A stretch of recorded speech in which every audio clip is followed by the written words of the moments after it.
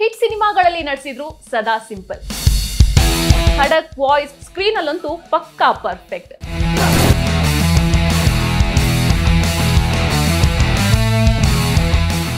ಇವತ್ತು ಸಿನಿಮಾಗಳಿಗೆ ಈಗ ಕಾಂತಾರಿಕೆ ಧರ್ಮದ ಬಣ್ಣ ಬೆಳೆದ್ಬಿಟ್ರು. ಅದ್ರಲ್ಲಿ ನೋಡುವಂಥದ್ದು ಬೇಕಾದಷ್ಟು ಇತ್ತು, ಆದರೂ ಅದನ್ನು ಮೀರಿ ಅದನ್ನು ಒಂದು ಇದಕ್ಕೆ ಸಿಕ್ಕಾಕ್ಸೋಕ್ಕೆ ಟ್ರೈ ಮಾಡೋದು, ಒಂದು ಇಮೇಜಿಗೆ ಸಿಕ್ಕಾಕ್ಸೋದು, ಅಥವಾ ಒಂದು ಹೆಂಗೆ ಅಂದರೆ ಒಂದು ಮೋರಿಲ್ಲ ಹರ್ಕೊಂಡು ಹೋಗಿ ಮೋರಿ ಮಾಡಿಬಿಟ್ಟಂಗೆ. ಅದು ಇವತ್ತಿಗೂ ದೇವರನ್ನ ಬಳಸಿ ಶೋಷಣೆನೇ ಹೆಚ್ಚಿಗೆ ಆಗ್ತಾರೆ. ಮುಖ್ಯ ವಿಷಯಗಳಿಂದ ಗಮನನ ಬೇರೆ ಕಡೆಗೆ ತಿರುಗಿಸೋದಕ್ಕೆ ಇವೆಲ್ಲ ಅವರು ರಾಜಕೀಯದವ್ರು ಮಾಡ್ತಾರೋಂಥ ಆಟಗಳು. ಅದನ್ನು ನಾವು ತಿಳ್ಕೊಬೇಕು. ಇಲ್ಲೂ ಅಷ್ಟೇ, ಪಾಕಿಸ್ತಾನ ಅಂತಂದರೆ ನಾವು ಮರ್ತೋಗ್ಬಿಡ್ತೀವಲ್ಲ, ಚೈನಾ ಅಂದರೆ ಮರ್ತೋಗ್ಬಿಡ್ತೀವಿ, ಅಥವಾ ಕನ್ನಡ ತಮಿಳು ಅಂತಂದರೆ ಮರ್ತೋಗ್ಬಿಡ್ತೀವಿ, ಧರ್ಮ ಹಿಂದೂ ಮುಸ್ಲಿಮ್ ಅಂದರೆ ಮರ್ತೋಗ್ಬಿಡ್ತೀವಿ.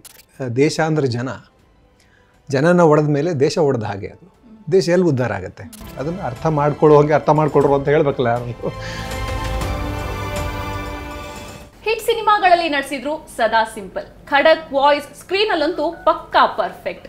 ಇನ್ನು ಬ್ಲಾಕ್ ಬಸ್ಟರ್ ಮೂವಿ ಕಾಂತಾರ ಸಿನಿಮಾದಲ್ಲಿ ಸ್ಟ್ರಿಕ್ಟ್ ಫಾರೆಸ್ಟ್ ಆಫೀಸರ್ ಯಾರ ಬಗ್ಗೆ ಮಾತನಾಡ್ತಿದ್ದೀವಿ ಅಂತ ಈಗಾಗಲೇ ನಿಮಗೆ ಗೊತ್ತಾಗಿರ್ಬೇಕು. ಹೌದು, ಬಹುಭಾಷಾ ನಟರಾಗಿರುವಂತಹ ಕಿಶೋರ್ ಅವರು ಇವತ್ತು ನಮ್ಮ ಜೊತೆಗೆ ಇದ್ದಾರೆ. ಇವರು ಸಾಮಾಜಿಕ ಕೆಲಸಗಳ ಜೊತೆಗೆ ತುಂಬಾನೇ ಗುರುತಿಸಿಕೊಂಡಂತವರು. ಜೊತೆಗೆ ಇವರ ಹೇಳಿಕೆಗಳು ಹಲವು ಬಾರಿ ಚರ್ಚೆ ಕೂಡ ಆಗಿದ್ದು ಉಂಟು. ಸೊ ಇದೆಲ್ಲದ ವಿಚಾರಕ್ಕೆ ಸಂಬಂಧಪಟ್ಟಂತೆ ಅವರ ಸಿನಿ ಜರ್ನಿ ಬಗ್ಗೆ, ಅವರ ಒಂದು ಮುಂದಿನ ಪ್ರಾಜೆಕ್ಟ್ಗಳ ಬಗ್ಗೆ ಅವರೊಟ್ಟಿಗೆ ಮಾತನಾಡೋಣ. ಬನ್ನಿ, ಅವ್ರನ್ನ ಮೊದಲನೇದಾಗಿ ಕಾರ್ಯಕ್ರಮಕ್ಕೆ ಸ್ವಾಗತಿಸೋಣ. ಸರ್ ನಮಸ್ಕಾರ. ನಮಸ್ಕಾರ. ಹೇಗಿದ್ದೀರಾ ಸರ್? ಚೆನ್ನಾಗಿದೆ, ತುಂಬ ಖುಷಿ ಆಯಿತು ಪ್ರಜಾವಾಣಿ ಬಂದದ್ದು. ಓಕೆ ಸರ್, ಈಗ ಕಾಂತಾರ ಚಿತ್ರದಲ್ಲಿ ನೀವು ಸ್ಟ್ರಿಕ್ಟ್ ಫಾರೆಸ್ಟ್ ಆಫೀಸರ್ ಆದಂಥವ್ರು, ನಿಮ್ಮನ್ನು ತುಂಬ ಜನರು ಗುರುತಿಸಿದ್ರು, ನಿಮ್ಮ ಒಂದು ಆ್ಯಕ್ಟಿಂಗನ್ನು ತುಂಬ ಮೆಚ್ಕೊಂಡ್ರು. ಸೊ ನಾವು ನೋಡ್ತಾ ಹೋದರೆ ಕಾಂತಾರ ಮೂವಿ ನಿಮ್ಮ ಒಂದು ಸಿನಿ ಜರ್ನಿಯಲ್ಲಿ ಒಂದು ಮೈಲಿಗಲ್ಲಾಗ್ಬೋದಾ ಅಂತ? ಹೌದು, ಎಲ್ಲ ದೊಡ್ಡ ಯಶಸ್ಸು ಎಲ್ಲ ಕಲಾವಿದನ ಜೀವನದಲ್ಲೂ ಹಾಗೆ ಆಗುತ್ತೆ. ಈಗ ನಾನು ತುಂಬ ಮುಂಚೆನೇ ಕಂಠಿಯಿಂದನೇ ಬಿಗಿನಿಂಗ್ ಮಾಡಿದ್ರು. ದುನಿಯಾ ಬಂದಾಗ ದುನಿಯಾ ದೊಡ್ಡ ಹಿಟ್ ಆಯಿತು. ಸೊ ದುನಿಯಾನೇ ಮೊದಲ ಸಿನಿಮಾನ ಅಂತ ಕೇಳೋಕ್ಕೆ ಶುರು ಮಾಡೋದು. ಜೊತೆಗೆ ಒಂದು ಸಕ್ಸಸ್ ಸಿಕ್ಕ ತಕ್ಷಣ ಇದು ಸಿನಿಮಾ ವ್ಯಾಪಾರನೇ ಹಾಗೆ ಅಲ್ವಾ. ಒಂದು ಸಕ್ಸಸ್ ಸಿಕ್ಕಿದ ತಕ್ಷಣ ಅದರಲ್ಲಿರೋ ಎಲ್ಲರಿಗೂ, ಎಲ್ಲ ನಟರಿಗೂ, ಎಲ್ಲ ಟೆಕ್ನಿಷಿಯನ್ಸ್ಗೂ ಒಂದು ಬೇಡಿಕೆ ಬರುತ್ತೆ. ಅದನ್ನು ಬಳಸ್ಕೊಂಡು ಆ ರೆಕಗ್ನಿಷನ್ನ ಬಳಸ್ಕೊಂಡು ಮುಂದಿನ ಸಿನಿಮಾಗಳನ್ನ ಮಾಡಲಿಕ್ಕೆ ಶುರು ಮಾಡ್ತಾರೆ.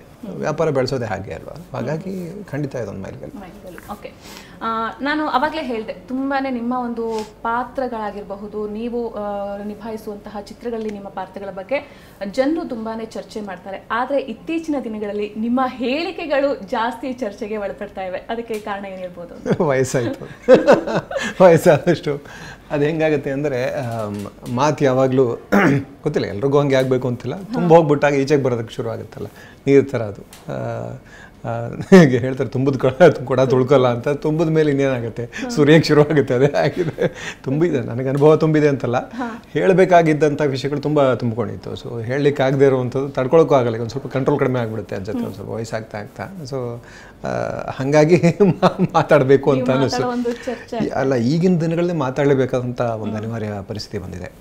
ಇವತ್ತು ಪ್ರಜಾವಾಣಿ ಕೂಡ ನನಗೆ ತುಂಬ ಖುಷಿಯಾಗೋದು ಏನಕ್ಕೆ ಅಂತಂದರೆ, ನಾವು ಹೇಳ್ತೀವಿ ಸಂವಿಧಾನದ ಒಂದು ಸ್ತಂಭಗಳಲ್ಲಿ ಈ ಪತ್ರಿಕೋದ್ಯಮ ಕೂಡ ಒಂದು ಅಂತ. ಆ ಮಾತಿಗೆ ಬೆಲೆ ಉಳಿಸ್ಕೊಂಡ್ರು ಒಂದು ತುಂಬ ಕೆಲವೇ ಪ್ರೆಸ್ಗಳಿವೆ, ತುಂಬ ಕೆಲವೇ ಉಳ್ಕೊಂಡಿರೋದು. ಈಗ ಎಲ್ಲನೂ ಸರ್ಕಾರ ಖರೀದಿಸ್ಬಿಟ್ಟಿದೆ, ಇವರು ದೊಡ್ಡ ದೊಡ್ಡ ಉದ್ಯಮಗಳು ಖರೀದಿಸ್ಬಿಟ್ಟಿದ್ದಾರೆ. ಅದ್ರಲ್ಲಿ ಉಳ್ಕೊಂಡಿರೋದ್ರಲ್ಲಿ ಪ್ರಜಾವಾಣಿ ಒಂದು ನನಗೆ ತುಂಬ ಹೆಮ್ಮೆಯ ವಿಷಯ. ಇಲ್ಲಿ ಬಂದಿರೋದಕ್ಕೆ ನಾನು ತುಂಬ ಖುಷಿ ಪಡ್ತೀನಿ. ಸೊ ಈಗಿನ ಪರಿಸ್ಥಿತಿಯಲ್ಲಿ ಮಾತಾಡಲೇಬೇಕಾದ ಅನಿವಾರ್ಯ ಪರಿಸ್ಥಿತಿ ಬಂದಿದೆ ನಮಗೆ. ಯಾಕಂದರೆ ನೀವು ನೋಡ್ತಾ ಇದ್ರೆ ಎಲ್ಲ ಯಾವುದೇ ಸಿನಿಮಾ ಮಾಡಿದ್ರು ಅದಕ್ಕೊಂದು ಧರ್ಮದ ಬಣ್ಣ ಬಳಿಗೆ ಶುರು ಮಾಡ್ತಾರೆ. ಅದನ್ನ ಇಟ್ಕೊಂಡು ಅದನ್ನ ಅಪೋಸ್ ಮಾಡೋಕ್ಕೆ ಶುರು ಮಾಡ್ತಾರೆ. ಅದನ್ನು ಇಟ್ಕೊಂಡು ಡಿವೈಡ್ ಮಾಡೋಕ್ಕೆ ಶುರು ಮಾಡ್ತಾರೆ. ಇದು ನಮ್ಮ ಜನಗಳಿಗೆ ಏನರ್ಥ ಆಗ್ತಲ್ಲ ಅಂದರೆ, ದೇಶ ಅಂದರೆ ಜನನ ಒಡೆದ ಮೇಲೆ ದೇಶ ಒಡೆದ ಹಾಗೆ. ಅದು ದೇಶ ಎಲ್ಲಿ ಉದ್ಧಾರ ಆಗುತ್ತೆ? ಆಗೋದಿಲ್ಲ. ಇವ್ರಿಗೆ ಏನೇನೋ ಹೇಳ್ಬೋದು, ರಾಜಕಾರಣಿಗಳು ಭರವಸೆ ಕೊಡ್ಬೋದು, ಅದಾಗುತ್ತೆ ಇದಾಗುತ್ತೆ ಅಂತ. ಏನೂ ಆಗಲ್ಲ, ಹಾಳಾಗ್ಬಿಡ್ತೀವಿ ನಾವು. ಸೊ ಈ ಥರ ನಮ್ಮಲ್ಲಿ ಕಿತ್ತಾಡ್ಕೋತಾ ಇದ್ದರೆ ಹಾಳಾಗೋದು ಖಂಡಿತ. ಸೊ ಅದನ್ನು ತಡಿಬೇಕು ಅಂದರೆ ಮಾಧ್ಯಮ ಒಂದು, ನಿಮ್ಮ ಪತ್ರಿಕೋದ್ಯಮದ ಹಾಗೆಯೇ ಸಿನಿಮಾ ಮಾಧ್ಯಮ ಕೂಡ ಒಂದು ತುಂಬ ಪ್ರಭಾವಶಾಲಿ ಮಾಧ್ಯಮ. ಇದು ತುಂಬ ಹಿಂದೆಯಿಂದನೂ ಬಳಸ್ಕೊಂಬೋದು. ನನಗೆ ಇವತ್ತು ಸಿನಿಮಾಗಳಿಗೆ ಈಗ ಕಾಂತಾರಿಕೆ ಧರ್ಮದ ಬಣ್ಣ ಬೆಳೆದ್ಬಿಟ್ರು. ಅದ್ರಲ್ಲಿ ನೋಡುವಂಥದ್ದು ಬೇಕಾದಷ್ಟು ಇತ್ತು, ಆದರೂ ಅದನ್ನು ಮೀರಿ ಅದನ್ನು ಒಂದು ಇದಕ್ಕೆ ಸಿಕ್ಕಾಕ್ಸೋಕ್ಕೆ ಟ್ರೈ ಮಾಡೋದು, ಒಂದು ಇಮೇಜಿಗೆ ಸಿಕ್ಕಾಕ್ಸೋದು, ಅಥವಾ ಒಂದು ಹೆಂಗೆ ಅಂದರೆ ಒಂದು ಮೋರಿಲ್ಲ ಹರ್ಕೊಂಡು ಹೋಗಿ ಮೋರಿ ಮಾಡಿಬಿಟ್ಟಂಗೆ ಅದು ಅಲ್ಲ. ಅದು ಇದು ಹರಡಬೇಕಾದಂಥ ತುಂಬ ಒಳ್ಳೊಳ್ಳೆ ವಿಷಯಗಳಿದ್ದಂಥ ಸಿನಿಮಾ. ಜಾತಿ ಪದ್ಧತಿಯ ವಿರುದ್ಧದ ದನಿ ಇತ್ತು, ಶೋಷಣೆ ವಿರುದ್ಧದ ದನಿ ಇತ್ತು, ವ್ಯವಸ್ಥೆಯ ವಿರುದ್ಧದ ದನಿ ಇತ್ತು, ಕಾಡಿನ ದನಿ ಇತ್ತು, ಎಲ್ಲವೂ ಇತ್ತು. ಅದನ್ನೆಲ್ಲನೂ ಬಿಟ್ಟು ಅದಕ್ಕೊಂದು ಧರ್ಮದ ಬಣ್ಣ ಬಳಿಯೋದಕ್ಕೆ ಪ್ರಯತ್ನ ಆಯಿತು. ಸೊ ಇಂಥದ್ದಾದಾಗ ಅದ್ರ ವಿರುದ್ಧ ಮಾತಾಡಲೇಬೇಕಾಗತ್ತೆ. ಜೊತೆಗೆ ಸಿನಿಮಾ ನಿಮಗೆ ರಾಜ್ಕುಮಾರ್ ಅಂತವ್ರು ದೊಡ್ಡ ಎಕ್ಸಾಂಪಲ್ ಬಿಟ್ಟು ಹೋಗಿದ್ದಾರೆ. ನಾನು ಹೇಳ್ತಾ ಇದ್ದೆ, ಇನ್ಮೇಲೆ ಎಲ್ಲಿ ಹೋದ್ರೂ ಆ ಹಾಡು ಹೇಳ್ಬಿಟ್ಟೆ ಬರ್ತೀನಿ. ಯಾಕಂದರೆ ಸುಮ್ಮನೆ ನಾವೇನು ಮಾಡ್ತೀವಿ, ಒಂದೊಂದು ಫಂಕ್ಷನ್ ನಡೆದಾಗಲೂ ಅಥವಾ ಎಲ್ಲ ಫಂಕ್ಷನ್ಗಳಲ್ಲೂ ಕೊನೆ ಹಾಡು ಯಾವುದಿರುತ್ತೆ ನಿಮಗೆ ಗೊತ್ತು, ಕುಲದಲ್ಲಿ ಕೀಳು ಯಾವುದೋ ಹಾಡ್ತಾರೆ, ಎಲ್ಲ ಕುಣಿದು ಬಿಡ್ತಾರೆ, ಹೊಟ್ಟೋಗ್ಬಿಡ್ತಾರೆ ಮನೆಗೆ. ಪದ ತುಂಬ ಸರಳವಾಗಿ ತುಂಬ ಸುಲಭವಾಗಿ ಅರ್ಥ ಆಗುವ ಹಾಗೆ ನಮ್ಮ ಇವತ್ತಿನ ಇರುವ ಒಡೆದಾಳುವ ನೀತಿಯನ್ನು ವಿರೋಧಿಸಿ ಅದ್ಭುತವಾಗಿ ಬರೆದುಬಿಟ್ಟು ಸಿನಿಮಾಲಿ ಇಟ್ಬಿಟ್ಟು ಹೊಟ್ಟೋಗಿದ್ರು. ಇವತ್ತು ನಾವು ಹಾಡ್ತಾ ಇದ್ವಿ, ಅರ್ಥ ಮಾಡ್ಕೊಳ್ಳದೆ ಹಾಡ್ತಾ ಇದ್ವಿ ಅಷ್ಟೇ. ಅದನ್ನು ಅರ್ಥ ಮಾಡ್ಕೊಳ್ಳೋ ಹಾಗೆ ಅರ್ಥ ಮಾಡ್ಕೊಳ್ರು ಅಂತ ಹೇಳ್ಬೇಕಲ್ಲ ಯಾರು. ಆ್ಯಕ್ಚುಲಾಗಿ ನಮ್ಮ ಮಾಧ್ಯಮದ ಮೂಲಕ, ಸಿನಿಮಾ ಮೂಲಕ ಹೇಳಬೇಕು. ನಾನು ಒಬ್ಬ ನಟನಾಗಿ ಹೇಳಲಿಕ್ಕಾಗಲ್ಲ, ಯಾಕಂದ್ರೆ ನಟನಾಗಿ ನಾನೊಬ್ಬ ಒಂದು ಸಾಧನ ಅಷ್ಟೇ ಒಂದು ಸಿನಿಮಾ ಮಾಡೋದಕ್ಕೆ. ಸೊ ಒಬ್ಬ ಡೈರೆಕ್ಟರ್ ಆದಾಗ ನಾನು ಅದನ್ನೆಲ್ಲ ಮಾಡ್ಬೋದು. ಡೈರೆಕ್ಟರ್ ಆದಾಗಲೂ ಒಂದು ಸಿನಿಮಾ ಮಾಡ್ಬೋದು. ನಾನೊಂದು ಇವತ್ತಿಂದ ಶುರು ಮಾಡಿದ್ರೆ ನಾನೊಂದು 4-5 ಸಿನಿಮಾ ಮಾಡ್ಬೋದು ನನ್ನ ಕೆರಿಯರಲ್ಲಿ ಅಷ್ಟು ಬದುಕಿರೋ ತನಕ. ಇವಾಗೆಲ್ಲ ಎಲ್ರಿಗೂ ಲೈಫ್ ಎಕ್ಸ್ಪೆಕ್ಟೆನ್ಸಿ ಬೇರೆ ಕಡಿಮೆ ಆಗಿಬಿಟ್ಟಿದೆ ಈ ಕೊರೋನಾ, ಈ ವ್ಯಾಕ್ಸಿನ್, ಈ ಕಥೆಗಳಿಂದ. ಸೊ ಒಂದು 4-5 ಸಿನಿಮಾ ಮಾಡೋದು ಅಷ್ಟೇ. ಬಟ್ ಮಿಕ್ಕಿದ್ದ ಟೈಮಲ್ಲೂ ಮಾತಾಡಬೇಕಾಗತ್ತೆ ನಾವು. ಸೊ ಆ ಒಂದು ವಿಚಾರಗಳು ಈಗ ಎಲ್ಲರೂ ಕೂಡ ಅಬ್ಸರ್ವ್ ಮಾಡ್ತಾ ಇದ್ದಾರೆ. ಸೊ ಆಬ್ವಿಯಸ್ಲಿ ಅದು ಚರ್ಚೆಗೆ ಈಡಾಗ್ತಾ ಇದೆ ಅಂತ ಆಯ್ತು. ಅದೇ ನನಗೆ ಏನಂದರೆ ಚರ್ಚೆಗೆ ಓಕೆ, ಇದು ಚರ್ಚೆಗೆ ಬಂದರೂ ಓಕೆ, ಒಳ್ಳೆಯದಾನೆ. ಯಾಕಂದರೆ ಅದ್ರ ಬಗ್ಗೆ ಚರ್ಚೆ ಆಗಬೇಕು. ಇವತ್ತು ನಾವು ಒಗ್ಗೂಡಿ ಇರಬೇಕಾಗಿದೆ, ಒಂದಾಗಿ ಮುನ್ನಡಿಬೇಕಾಗಿದೆ. ಇವತ್ತು ಪೂರ್ತಿ ಜಗತ್ತೇ ಒಂದು ಗ್ಲೋಬಲ್ ವಿಲೇಜ್ ಅಂತಾರಲ್ಲ ಹಾಗಾಗಿದೆ. ಅದು ನಮ್ಮಲ್ಲಿ ಕುವೆಂಪು ಅಂಥವ್ರು ವಿಶ್ವಮಾನವ ಅಂತ ಒಂದು ಅದ್ಭುತ ಸಂದೇಶ. ಆ್ಯಕ್ಚುಲಾಗಿ ಎಲ್ಲರೂ ಒಂದೇ ತಾನೆ. ನಮ್ಮ ಹಿಂದೂ ಧರ್ಮದಲ್ಲೇ ಅದಿದೆ, ವಸುದೇವ ಕುಟುಂಬಕಂ ಅಂತ ಅಂದ್ಬಿಟ್ಟು. ಅದನ್ನು ಅರ್ಥ ಮಾಡ್ಕೊಳ್ಳೋದು. ನಾನೇ ಇತ್ತೀಚೆಗೆ ಯೋಚನೆ ಮಾಡಿದೆ, ಏನಿದು ವಸುದೈವ ಕುಟುಂಬಕಂ ಅಂತ ಓದ್ಕೊಂಡ್ಬಿಟ್ಟಿದ್ದೆ ಅನ್ನ. ಆಮೇಲೆ ವಸುಧಾ ಭೂಮಿ ಏವ ಏಕ ಕುಟುಂಬ, ಒಂದು ಕುಟುಂಬ. ಓಕೆ, ಒಂದು ಮನೆ ಥರ ನಾವಿರಬೇಕು ಅನ್ನೋದು ಪೂರ್ತಿ. ಅಂದರೆ ಎಲ್ಲರೂ ಒಂದೇ ಅನ್ನೋದಷ್ಟೇ.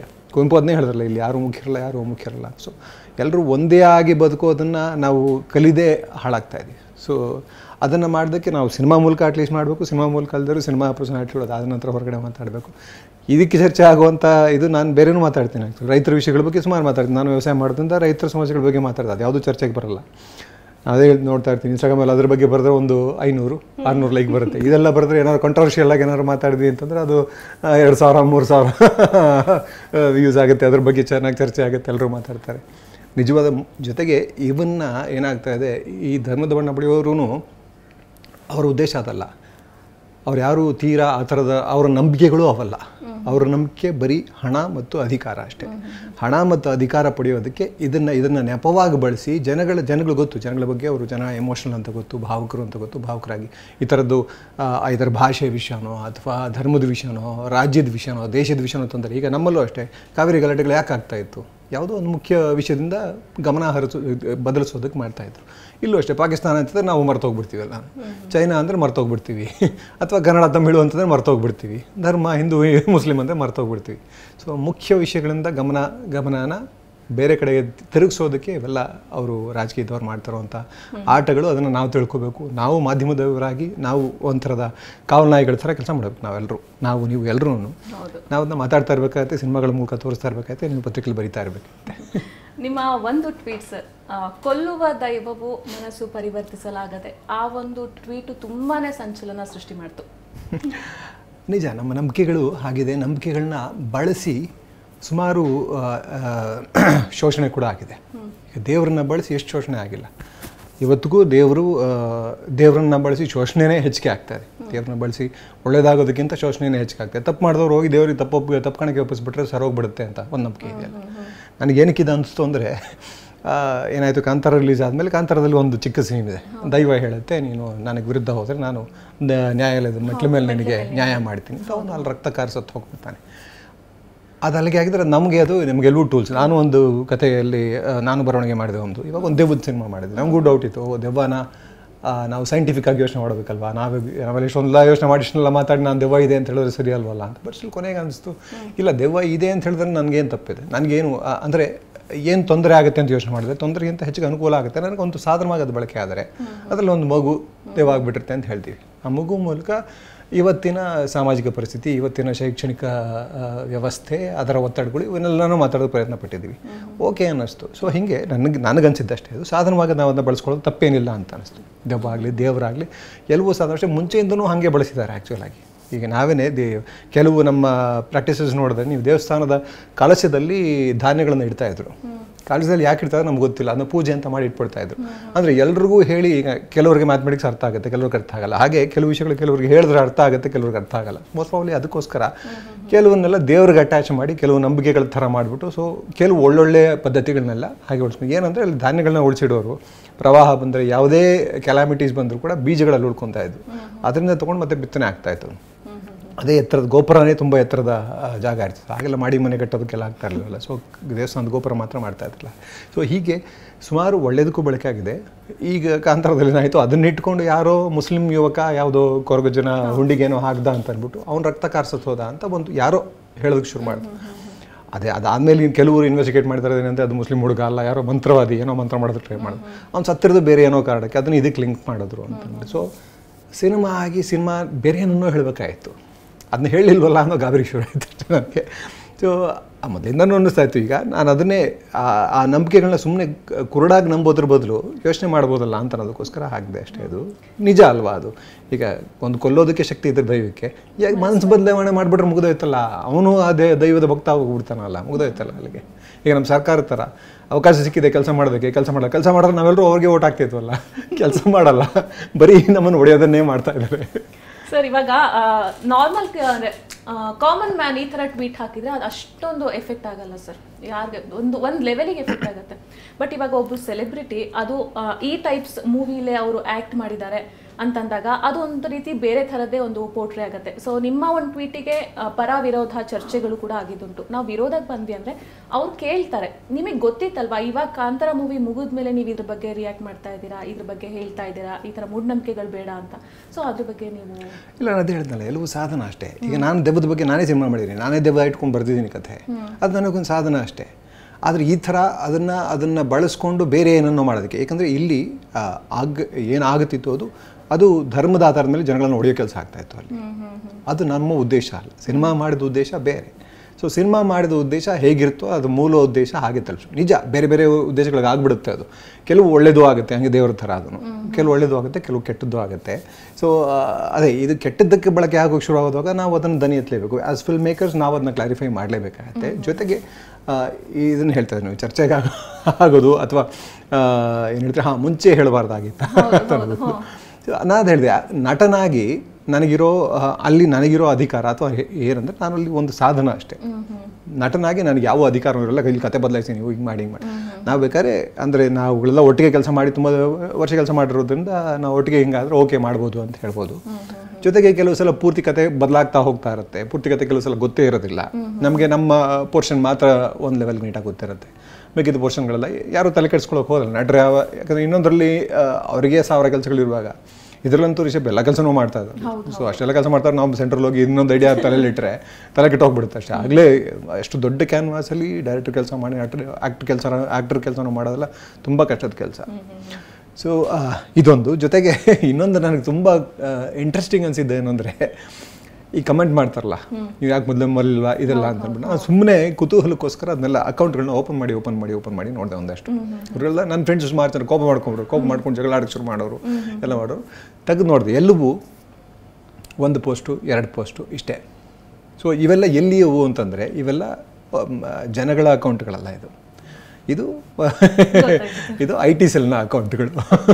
ಯಾಕೆಂದರೆ ಅವ್ರ ಉದ್ದೇಶವೇ ಹೀಗೆ, ಏನಂದರೆ ನೀವು ಒಂದು ವ್ಯವಸ್ಥೆಯ ವಿರುದ್ಧ ಅಥವಾ ಈ ಮೂಢನಂಬಿಕೆ ವಿರುದ್ಧ. ಯಾಕಂದರೆ ಮೂಢನಂಬಿಕೆಯನ್ನು ಬಳಸ್ಕೊಂಡೇ ಆ ವ್ಯವಸ್ಥೆ ಉಳ್ಕೊಂಡಿರೋದು ಇವತ್ತು. ಮೂಢನಂಬಿಕೆ ಉಳ್ಕೊಂಡು ಧರ್ಮನ ಉಳಿಸ್ಕೊಂಡೇ ಬದುಕೊಂಡಿರೋದು ಇವತ್ತು. ಸೊ ಅದ್ರ ವಿರುದ್ಧ ಯಾರೇ ಮಾತಾಡೋದು ಟ್ರ್ಯಾಕ್ ಮಾಡ್ಕೊಂಡು ಕೂತಿರ್ತಾರೆ. ಸಂಬಳಕ್ಕೆ ಇರುವಂಥ ಕೂಲಿ ಕೆಲಸಗಾರರು, ಅದೊಂಥರ ಕೂಲಿ ಪಡೆ. ಹಂಗೆ ನೋಡೋಕೆ ಹೋದರೆ ಈಗ ಅವ್ರು ಬೆದರಿಕೆ ಹೊಡಿತಾರೆ ಅಂದರೆ ರೌಡಿಸಮ್ ತಾನೇ ಅದು ಒಂಥರ. ಆ ರೌಡಿಸಮನ್ನು ಸರ್ಕಾರಗಳು ಮಾಡ್ತಾಯಿವೆ ಈಗ. ಇದು ಹೆಂಗೆ ಅಂದರೆ ವೈಟ್ ಕಾಲರ್ ರೌಡಿಸಮ್. ನಿಮಗೆ ಇವಾಗ ಇಂಟರ್ನೆಟ್ ರೌಡಿಸಮ್ ಇದು. ಸೊ ಈಗ ಇದರಲ್ಲೂ ಅಷ್ಟೇ ಬ್ಯಾನ್ ಆಗಿ ಈಗ ಏನದು ಬಾಯ್ಕಾಟ್ ಗ್ಯಾಂಗ್ಗಳೆಲ್ಲ ನಡೀತಾವಲ್ಲ, ಹೋಗಿ ಗಲಾಟೆ ಮಾಡ್ತಾರೆ. ಸರ್ಕಾರ ಸುಮ್ಮನೆ ಇದೆ ಅಂತಂದರೆ ಸರ್ಕಾರ ಅವ್ರ ಪರವಾಗಿದೆ ಅಂತ ಅಷ್ಟೇ ತಾನೇ ಹೇಳ್ತಾರೆ. ಸೊ ಆ ರೌಡಿಸಮ್ನ ಪರವಾಗಿ ಸರ್ಕಾರಗಳಿವೆ. ಇವತ್ತು. ಬಾಯ್ಕಾಟ್ ಬಗ್ಗೆ ಮಾತಾಡ್ತೀನಿ ಸರ್, ನೀವು ಆಮೇಲೆ ಮಾತಾಡ್ತೀನಿ. ಅದಕ್ಕೂ ಮುಂಚೆ ನಿಮ್ಮ ಟ್ವಿಟರ್ ಅಕೌಂಟ್ ಕೂಡ ಇದು ಆಗ್ಬಿಡುತ್ತೆ. ಅದು ಗೊತ್ತಿಲ್ಲ ಅದು ಯಾಕಾಯಿತು ಅಂತ. ನಾನು ಟ್ವಿಟರ್ ಹೆಂಗಿದೆ, ಇನ್ಸ್ಟಾಗ್ರಾಮ್ ಮಾತ್ರ, ನನಗೆ ಅಷ್ಟೊಂದೆಲ್ಲ ಜಾಗ ಇಲ್ಲ. ಬೇಕಾದಷ್ಟು ನಾನು ಸಿನಿಮಾಗೆ ಬೇಕಾಗಿರೋ ಆ್ಯಪ್ಗಳು ಸುಮಾರು ಹಾಕೊಂಡ್ಬಿಟ್ಟು ಬರೀ ಟ್ವಿಟರ್ ಇದು ಟ್ವಿಟರ್ಲಿ ಅಂತದ್ದು ಇನ್ಸ್ಟಾಗ್ರಾಮ್ ಮಾತ್ರ ಇಟ್ಕೊಂಡಿದ್ದೆ. ಅದರಿಂದ ಲಿಂಕ್ ಮಾಡಿ ಬಿಟ್ಬಿಡ್ತಾ ಇದ್ದೆ. 20th ಡಿಸೆಂಬರ್ ಹ್ಯಾಕ್ ಆಗೋಗ್ಬಿಟ್ಟಿದೆ ನನ್ನ ಅಕೌಂಟ್. ನಂಗೆ ಗೊತ್ತಿಲ್ಲ, ಟ್ವಿಟರಿಂದ ಮೆಸೇಜು ಬಂದಿದೆ, ನಾನು ನೋಡಿಲ್ಲ, ಇಮೇಲ್ ಚೆಕ್ ಮಾಡಲ್ಲ ಯೂಶಲಿ ನಾನು. ನಾನು ಇದಕ್ಕೆ ಇಲ್ಲಿ ನಾನು ಮಾಡಿರೋ ಪೋಸ್ಟ್ಗಳಿಗೇನೋ ಆಗೋಯ್ತೇನೋ ಅಂತ ಅಂದ್ಕೊಂಡು ನಾನು ಚೆಕ್ ಮಾಡಿ ಅವ್ರಿಗೆಲ್ಲ ಆಮೇಲೆ ನೋಡಿದೆ ಮೇಲಲ್ಲಿ ಚೆಕ್ ಮಾಡಿದ್ರೆ ಮುಂಚೆನೇ ಹ್ಯಾಕ್ ಆಗುತ್ತೆ. ಹ್ಯಾಕ್ ಆಗಿದ್ದರಿಂದ ಬ್ಯಾನ್ ಆಗಿತ್ತು, ಸಸ್ಪೆಂಡ್ ಆಗಿತ್ತು. ಇನ್ನೂ ಇನ್ಸ್ಟೇಟ್ ಮಾಡಿಲ್ಲ, ಇದ್ರೂ ಇರ್ಬೋದು, ನನ್ನ ಪೋಸ್ಟ್ಗಳಿಗೆ ಇದ್ರೂ ಇರ್ಬೋದು. ಅದಾಗುತ್ತೆ, ಆಗ್ತಾ ಇದೆ ಇವತ್ತು ಎಲ್ಲ ನೋಡಿದ್ರೆ ನೀವು ಫ್ಯಾಕ್ಟ್ ಫೈಂಡರ್ಸಿಂದ ಹಿಡಿದು ಕೆಳಗಡೆ ತನಕ ನೀವು ಬಂದರೂ ಕಾಮಿಡಿಯನ್ಸ್ ತನಕ, ಸ್ಟ್ಯಾಂಡಪ್ ಕಾಮಿಡಿಯನ್ಸ್ ತನಕ ಇವತ್ತು ಎಲ್ಲರನ್ನೂ ಟಾರ್ಗೆಟ್ ಮಾಡ್ತಾ ಇದೆ. ಯಾಕಂದರೆ ಇದು ಒಂಥರದ ಪ್ರಜಾಪ್ರಭುತ್ವ ವ್ಯವಸ್ಥೆ ಅಲ್ಲ, ಇವತ್ತು ನಿರಂಕುಶ ಅಧಿಪತ್ಯದ ಕೆಳಗಡೆ. ಹಾಗಾದ್ರೆ ನಮ್ಗೆ ಅನ್ಸೋದಂದ್ರೆ ಎಲ್ಲೋ ಒಂದ್ ಕಡೆ ನಮಗೆ ಅನ್ಸಿದ್ದನ್ನ ನಾವು ಹೇಳಿದ್ವಿ ಅಂದ್ರೆ, ನಮ್ಮಲ್ಲಿರುವಂತ ಒಂದು ಭಾವನೆಗಳನ್ನ ಎಕ್ಸ್ಪ್ರೆಸ್ ಮಾಡಿದ್ವಿ ಅಂದ್ರೆ, ಅದು ಒಂದ್ ಕೈಂಡ್ ಆಫ್ ಪೀಪಲ್ಗೆ ಎಫೆಕ್ಟ್ ಆಯ್ತಂದ್ರೆ ನಮ್ಮನ್ನ ಹಿಂದಟ್ಟಕ್ಕೆ ಟ್ರೈ ಮಾಡ್ತಿರ್ತಾರ ಅಂತ. ಹೌದು, ಅದಾಗ್ತಾ ಇದೆ ನಮ್ಮ ಜನಗಳಿಗೆ, ಮೆಜಾರಿಟಿ ಪಾಪ್ಯುಲೇಷನ್ಗೆ. ಜೊತೆಗೆ ಅದೇ ನಾನು ಹೇಳಿದ್ನಲ್ಲ, ಇವೆಲ್ಲ ನಿಜವಾಗ್ಲೂ ಈ ಥರ ನಿಮಗೆ ಕಮೆಂಟ್ ಮಾಡೋರು ಅಥವಾ ಏನಾದ್ರು ನಿಮಗೆ ಮನಸ್ಸಿನಲ್ಲಿ ಅನಿಸಿದ್ದನ್ನ ಈಗ ತಪ್ಪು ನಡೀತಾ ಇದೆ ಅಂತ ಅನಿಸಿದಾಗ ನೀವು ಇಮಿಡಿಯೇಟಾಗಿ ನೀವು ಅದನ್ನು ಮಾತಾಡಿದ್ರೆ, ಇವಾಗ ಸೋಷಿಯಲ್ ಮೀಡಿಯಾ ಒಂದು ಪ್ಲ್ಯಾಟ್ಫಾರ್ಮ್ ಅಷ್ಟೇ ಎಲ್ರಿಗೂ ಅವರ ದನಿಯನ್ನು ಎತ್ತೋದಕ್ಕೆ. ಟಕ್ಕಂತ ಈ ಥರದ ಬೆದರಿಕೆಗಳು ಇವೆಲ್ಲ ಬರೋದಕ್ಕೆ ವ್ಯವಸ್ಥೆ ಆಗಿದೆ. ವ್ಯವಸ್ಥೆ ಇದನ್ನೆಲ್ಲ ರೆಡಿ ಮಾಡ್ಕೊಂಡು ಕೂತಿದೆ. ನಿಮಗೆ ಅವ್ರ ವಿರುದ್ಧ ಏನು ಮಾತಾಡಬಾರ್ದು ಅಂತ ನಮ್ಮ ಜನಗಳಿಗೆ ಏನು ಅರ್ಥ ಆಗ್ತಾ ಇಲ್ಲ ಅಂತಂದರೆ, ಇದು ಎಲ್ರಿಗೂ ಆಗುತ್ತೆ. ಬರೀ ಈ ವಿಷಯಗಳ ಮಾತ್ರ ಅಲ್ಲ, ಯಾವತ್ತೋ ಒಂದು ದಿವಸ ನಿಮಗೆ ಯಾವುದೋ ತಪ್ಪು ಅನಿಸ್ಬೋದು. ಸೊ ಆವತ್ತು ನೀವು ದನಿ ಎತ್ತಿದ್ರು ನಿಮ್ಮ ದನಿಯನ್ನು ಅಡಗಿಸಲಾಗುತ್ತೆ. ಸೊ ಇವತ್ತೇ ದನಿ ಎತ್ತಿ ಇವತ್ತು ಆ ದನಿ ಅಡಗಿಸುವ ಶಕ್ತಿಗಳ ವಿರುದ್ಧ ಹೋರಾಡಲಿಲ್ಲ ಅಂತಂದರೆ ಇವತ್ತು ಮುಂದೆ ನಮಗೂ ಇವಾಗ ನೋಡ್ತಾ ಇದ್ದೀವಲ್ಲ ನಾವು, ಇದರಲ್ಲಿ ಇರಾನ್ನಲ್ಲಿ ಪಾಪ ಬುರ್ಕಾ ವಿರುದ್ಧ ಚಳುವಳಿ ಮಾಡೋದಕ್ಕೆ 4 ಜನ ನಾಗ್ಲಕ್ಕೆ ಒಂದಾಯಿತು. ಸೊ ನಮ್ಮಲ್ಲೂ ಆಗ್ತಾ ಇದೆ, ನಮ್ಮಲ್ಲಿ ಏನಂದರೆ ನಾವು ಅದು ಮೈನಾರಿಟಿಗೆ ಮಾತ್ರ ಆಗ್ತಾ ಇರೋದ್ರಿಂದ ನಮಗಾಗ್ತಾ ಇಲ್ಲ, ನಮಗಾಗಲ್ಲ ಅಂತ ಅಂದ್ಕೊಂಡು ನೆಮ್ಮದಿ ಆಗಿದ್ವಿ. ಇವತ್ತು ಲಿಂಚಿಂಗ್ ಆಗ್ತವೆ, ದನ ಸಾಗಿಸ್ತಾರೆ, ಅದು ಅವರ ಆಹಾರ ಆಗಿತ್ತು. ಅದನ್ನು ನಾವು ಈಗ ಒಬ್ಬರ ಆಹಾರನಾಗಿ ನಾಳೆ ಒಂದು ದಿವಸ ಯಾರೋ ಬರ್ತಾರೆ. ನನ್ನ ಫ್ರೆಂಡೇ ಒಬ್ಬರು, ಅವರ ಮನೆ ದೇವರು ಆಡು, ಮೇಕೆ, ಅದನ್ನು ಕೊಲ್ಲಬಾರ್ದು ಅಂತ ಅವ್ರು ನಿಂತ್ಕೊಂಡ್ರೆ ಅವ್ರು ಏನಾದ್ರು ಪವರ್ ಬಂದುಬಿಟ್ರೆ ಅವ್ರ ಮನೇಲಿ ಅವರು ಇವತ್ತಿದ್ದಾರೆ. ಆ್ಯಕ್ಚುಲಾಗಿ BJPಲೇ ಇದ್ದಾರೋ ಅವರ ಅಣ್ಣ ಎಲ್ಲ. ಅವರು ಪವರಿಗೆ ಬಂದರೆ ಅವರೊಂದು ದಿವಸ ನಾವು ಆಡನ್ನು ಬ್ಯಾನ್ ಮಾಡ್ತೀವಿ, ಆಡು ಕೊಲ್ಲೋದು ಬ್ಯಾನ್ ಮಾಡ್ತೀವಿ. ಆಡು ಮಾಂಸ ತಿನ್ನೋರೆಲ್ಲ ಎಲ್ಲಿಗೆ ಹೋಗ್ಬೇಕು ಆಮೇಲೆ. ಆಹಾರದ ಹಕ್ಕುಗಳ ಬಗ್ಗೆ ನಾವು ನಿಜವಲ್ಲ ಅದನ್ನು ಆಹಾರ ಅಂತ ನೋಡಬೇಕಾಗಿತ್ತು ಅಷ್ಟೇ. ನಮ್ಮ ನಂಬಿಕೆಗಳು ನಮಗೆ, ಅವರ ನಂಬಿಕೆಗಳು ಅವ್ರಿಗೆ ಅಷ್ಟೇ. ನಾವು ನಮಗದು ದೇವರು ಅಂತ, ನಮಗದು ದೇವರು, ಅವ್ರಿಗೆ ಆಹಾರ ಅಂದರೆ ಆಹಾರ ಅಷ್ಟೇ. ಒಬ್ಬನ ದೇವರು. ಈಗ ಸಸ್ಯಾಹಾರಿಗಳೆಲ್ಲ ಹಂಗಾರೆ ಮಾಂಸಾಹಾರಿಗಳನ್ನ ಹೆಂಗೆ ನೋಡಬೇಕು, ಕಟಕರ ಥರ ನೋಡ್ಬೇಕಾಗತ್ತೆ. ಅವರ ಆಹಾರ ಇವರ ಆಹಾರ ಬೇರೆ ಅಲ್ಲ. ಅದು ಆಗುತ್ತೆ, ಮುಂದಕ್ಕೆ ಅದು ಆಗುತ್ತೆ. ಈಗ ಎಲ್ಲದು ಪಾಸಿಬಿಲಿಟೀಸ್ ಇದೆ ಸರ್. ಹೌದು. ಓಕೆ, ಈಗ ನೀವು KGF 2 ಬಗ್ಗೆ ಒಂದು ಹೇಳಿಕೆ ಕೊಡ್ತೀರಾ, ಅದರ ಬೆನ್ನಲ್ಲೇ ಮತ್ತೊಂದು ಸ್ಪಷ್ಟನೆ ಕೂಡ ನೀವು ನೀಡ್ತೀರಾ, ಅದ್ರ ಬಗ್ಗೆ? ಅದು ಶುರುವಾಗಿದ್ದು ರಶ್ಮಿಕಾ ಏನೋ ಮಾತಾಡಿದ್ರು ಅಂತ, ಬ್ಯಾನ್ ಮಾಡ್ತೀವಿ ಅಂತೇನೋ ಮಾತಾಡೋದಂತ. ನಾನು ಅದೇ ಹೇಳಿದೆ, ಎಲ್ರಿಗೂ ಅಭಿವ್ಯಕ್ತಿ ಸ್ವಾತಂತ್ರ್ಯ ಇದೆ. ಈಗ ನಾನು ಸಿನಿಮಾ ನೋಡೋದು ಬಿಡೋದು ನನ್ನ ಇಷ್ಟ.